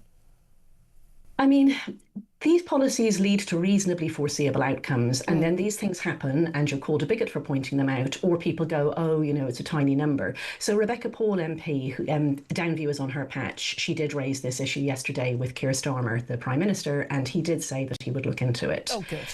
But you know what? That policy was actually created specifically. Downview was converted for these men. This is literally the purpose it's intended to be put to, although, why this particular man is qualified to go into it, I don't know. All of this is just obviously going to happen. I don't know how naive you have to be to think it won't. No, but I don't understand. We had the Supreme Court ruling, almost a year ago now. We've still got the government, parliamentary estate, the NHS, numerous councils, schools, absolutely blankly refusing to enact the Supreme Court ruling, the highest court in the land, and made it very clear if it's a service or aimed at single sex, if it's for women and girls, there must be no men, i.e. biological males, using that service. It's not complicated. You don't have to be a lawyer to understand this stuff. So what the prison service says is they're not a service. I mean, which is just, lawyerly nitpicking nonsense. And then there's just this really sad calculation that lots and lots more men are lifers than are women. Hardly any women are lifers. Yeah. And one of the hobbies that men can have is taking legal cases. So they think these men will take legal cases against them. The women are mostly in on short sentences. They want to keep their head down, keep their nose clean, get out to their families. So they're just doing a risk assessment of their own, which is who's going to kick off. And to hell with the women at risk. It's mind-blowing. Thank you, as always, for talking about this stuff. Helen Joyce from Sex Matters. Philip Ingram. I mean, I know there's, you can spot people say there's more important things in life. These are men who are at risk to, they're a risk to women, and the most vulnerable women behind bars, and everyone's going, well, we don't really care. 100%. Just because you've had your meat and two veg removed doesn't mean that you are now a woman, and therefore, individuals should be put into somewhere that is safe and separate from, prison populations if they need to be protected from the male prison population. But in a male prison. It's not complicated. There's nothing complicated about this. Where it's then stopping women going into a rehabilitation centre to get them back into society, that's just wrong. Yeah, well, it's always women who end up losing out. 12:49 is the time. We're going to talk up next about that extraordinary case.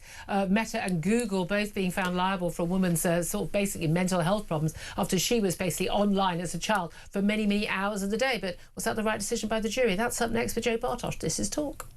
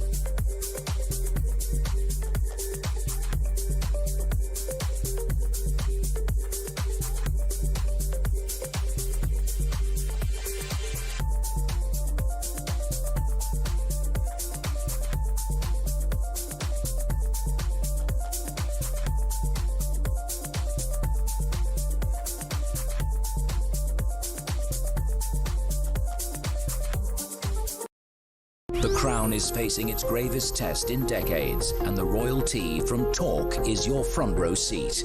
With royal reputations under pressure and probing questions about public trust, we unpack every twist and revelation with the biggest names in the business. From the throne room at Buckingham Palace to a mansion in Montecito, we follow every royal ripple. Never miss a moment of The Crown in crisis. Subscribe to the royalty from Talk on the app or wherever you get your podcasts.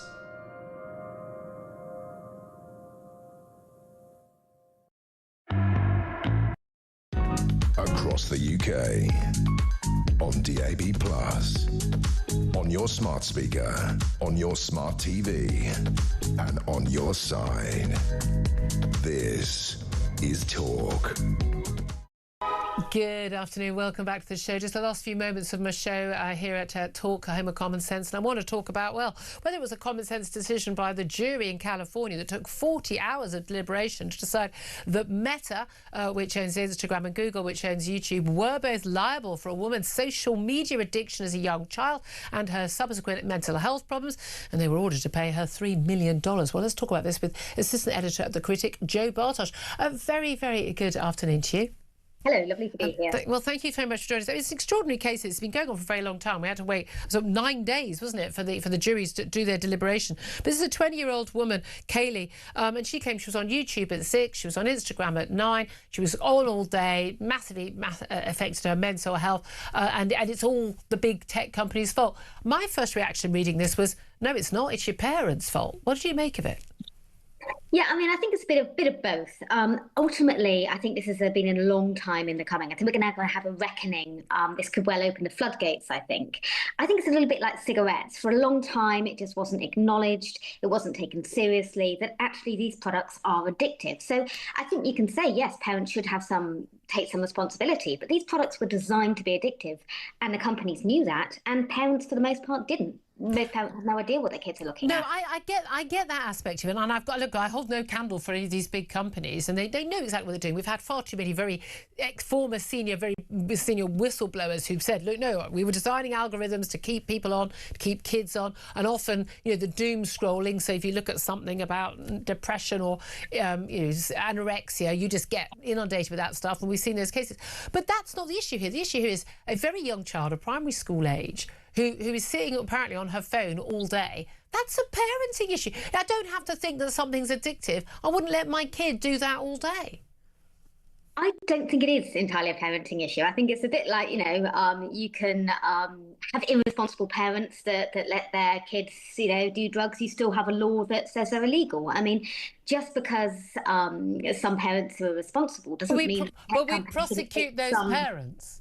We would prosecute those parents. I hope. Yeah, and I think actually, I mean, across the world now, there are lots of governments which are thinking about bringing in bans for social media for children, which I think is a logical and sensible thing to do if we acknowledge that it does cause harm. And you know, in the UK, there has been a 4-fold increase in mental health diagnoses amongst young children over the past 20 years. So you know, it's obvious that maps onto smartphone use. I mean, no, it doesn't. No, there's a correlation. There isn't a. We don't know the causation. And again, is it using smartphones or is it the stuff they're not doing? Is it the fact their parents aren't talking to them because they're on their smartphones and they're not playing sport, they're not talking to people? It's the stuff they're not doing that's damaging them.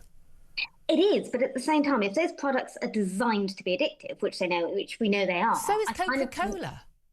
Well, yeah, and now we've got, you know, they took the cocaine out of Coca-Cola. I think it's kind of the there really was. No, but the sugary drinks, high salt food, fatty food, it's all designed to be addictive. I mean, a company's allowed to, I mean, are they legally allowed to do that, I suppose, is what's the moral duty there? I mean, I can't help thinking there's possibly a parallel here to like the Industrial Revolution, if you like, you know, when things sort of progressed at such a speed and then suddenly workers' rights became a thing and then suddenly consumer rights became a thing. And I think now that people are in effect the product, we're having to think about what the impact of these new business models are on the brain. So I think actually, in a way, it's kind of a logical step. It's just the law catching up with technology. And it's been often the law is always running slightly behind and they get around it. Again, I'm holding no candle for these big tech companies who are making billions by pretending they're all nice and lovely and cuddly when actually say we are not the customer, we are the product that is being sold, and they're making billions out of us. And they seem remarkably unbothered about the damage it does, whether it's paedophiles contacting children on social media or just kids being on this stuff for hours and hours on end. I mean, I despair of the parents who don't get on top of this. I think it's different if a kid is 16 and it's much harder to sort of deal with it. You don't know what they're doing. They've got a lot more privacy. I think if you don't know what your 6-year-old or your 9-year-old is doing, I think you're not doing your job as a parent properly. End of. Yeah, I mean, I agree to an extent, but at the same time, I think we've got to kind of protect those kids whose parents are a bit rubbish. Yeah, You know, that's doing it. That is a fair point. That is a fair point. Let me also ask you about another front page story today. This is a story about a young man. I mean, this is awful. Tristan Roberts, diagnosed with autism and ADHD. I mean, isn't everyone these days? Spending hours a day in a toxic online world where he sort of talks about depraved fantasies of violence, of murder, absolutely obsessed with it. And basically, he on his 18th birthday, he basically bought a hammer, razor blades, and he lured his mother, devoted mother apparently, to her death, where he bludgeoned her to death, and he was advised by an AI bot how to do it. Yeah, I mean, this is going to become more and more of a thing. AI psychosis is now starting to be recognised as something that is, you know, it effectively plays on those patterns in the brain without any sort of check, without any human interacting and saying, you know, we need to perhaps have a human in the loop, if you like. We need these things to go through some sort of check, and for these, you know, if somebody is looking that up, surely that should trigger something and make the the managers at these companies go, hang on, what's happening here? You know, there must be combinations of keywords that could be looked into to stop this happening. Yeah, it's terrifying. I mean, it absolutely is. And again, these AI bots, I mean, seem to have too much of a mind of their own, a bit too intelligent. Very, very worrying. I'm sure we're going to be discussing this many, many times again in the future. As you say, Joe Barter, assistant editor at The Critic, thank you very much indeed for that. Philip Ingram, you're a former senior military intelligence officer. How concerned are you about the AI bot side of things, or indeed addictive, social media? Well, social media is designed to be addictive, and this is where your parents need to step up.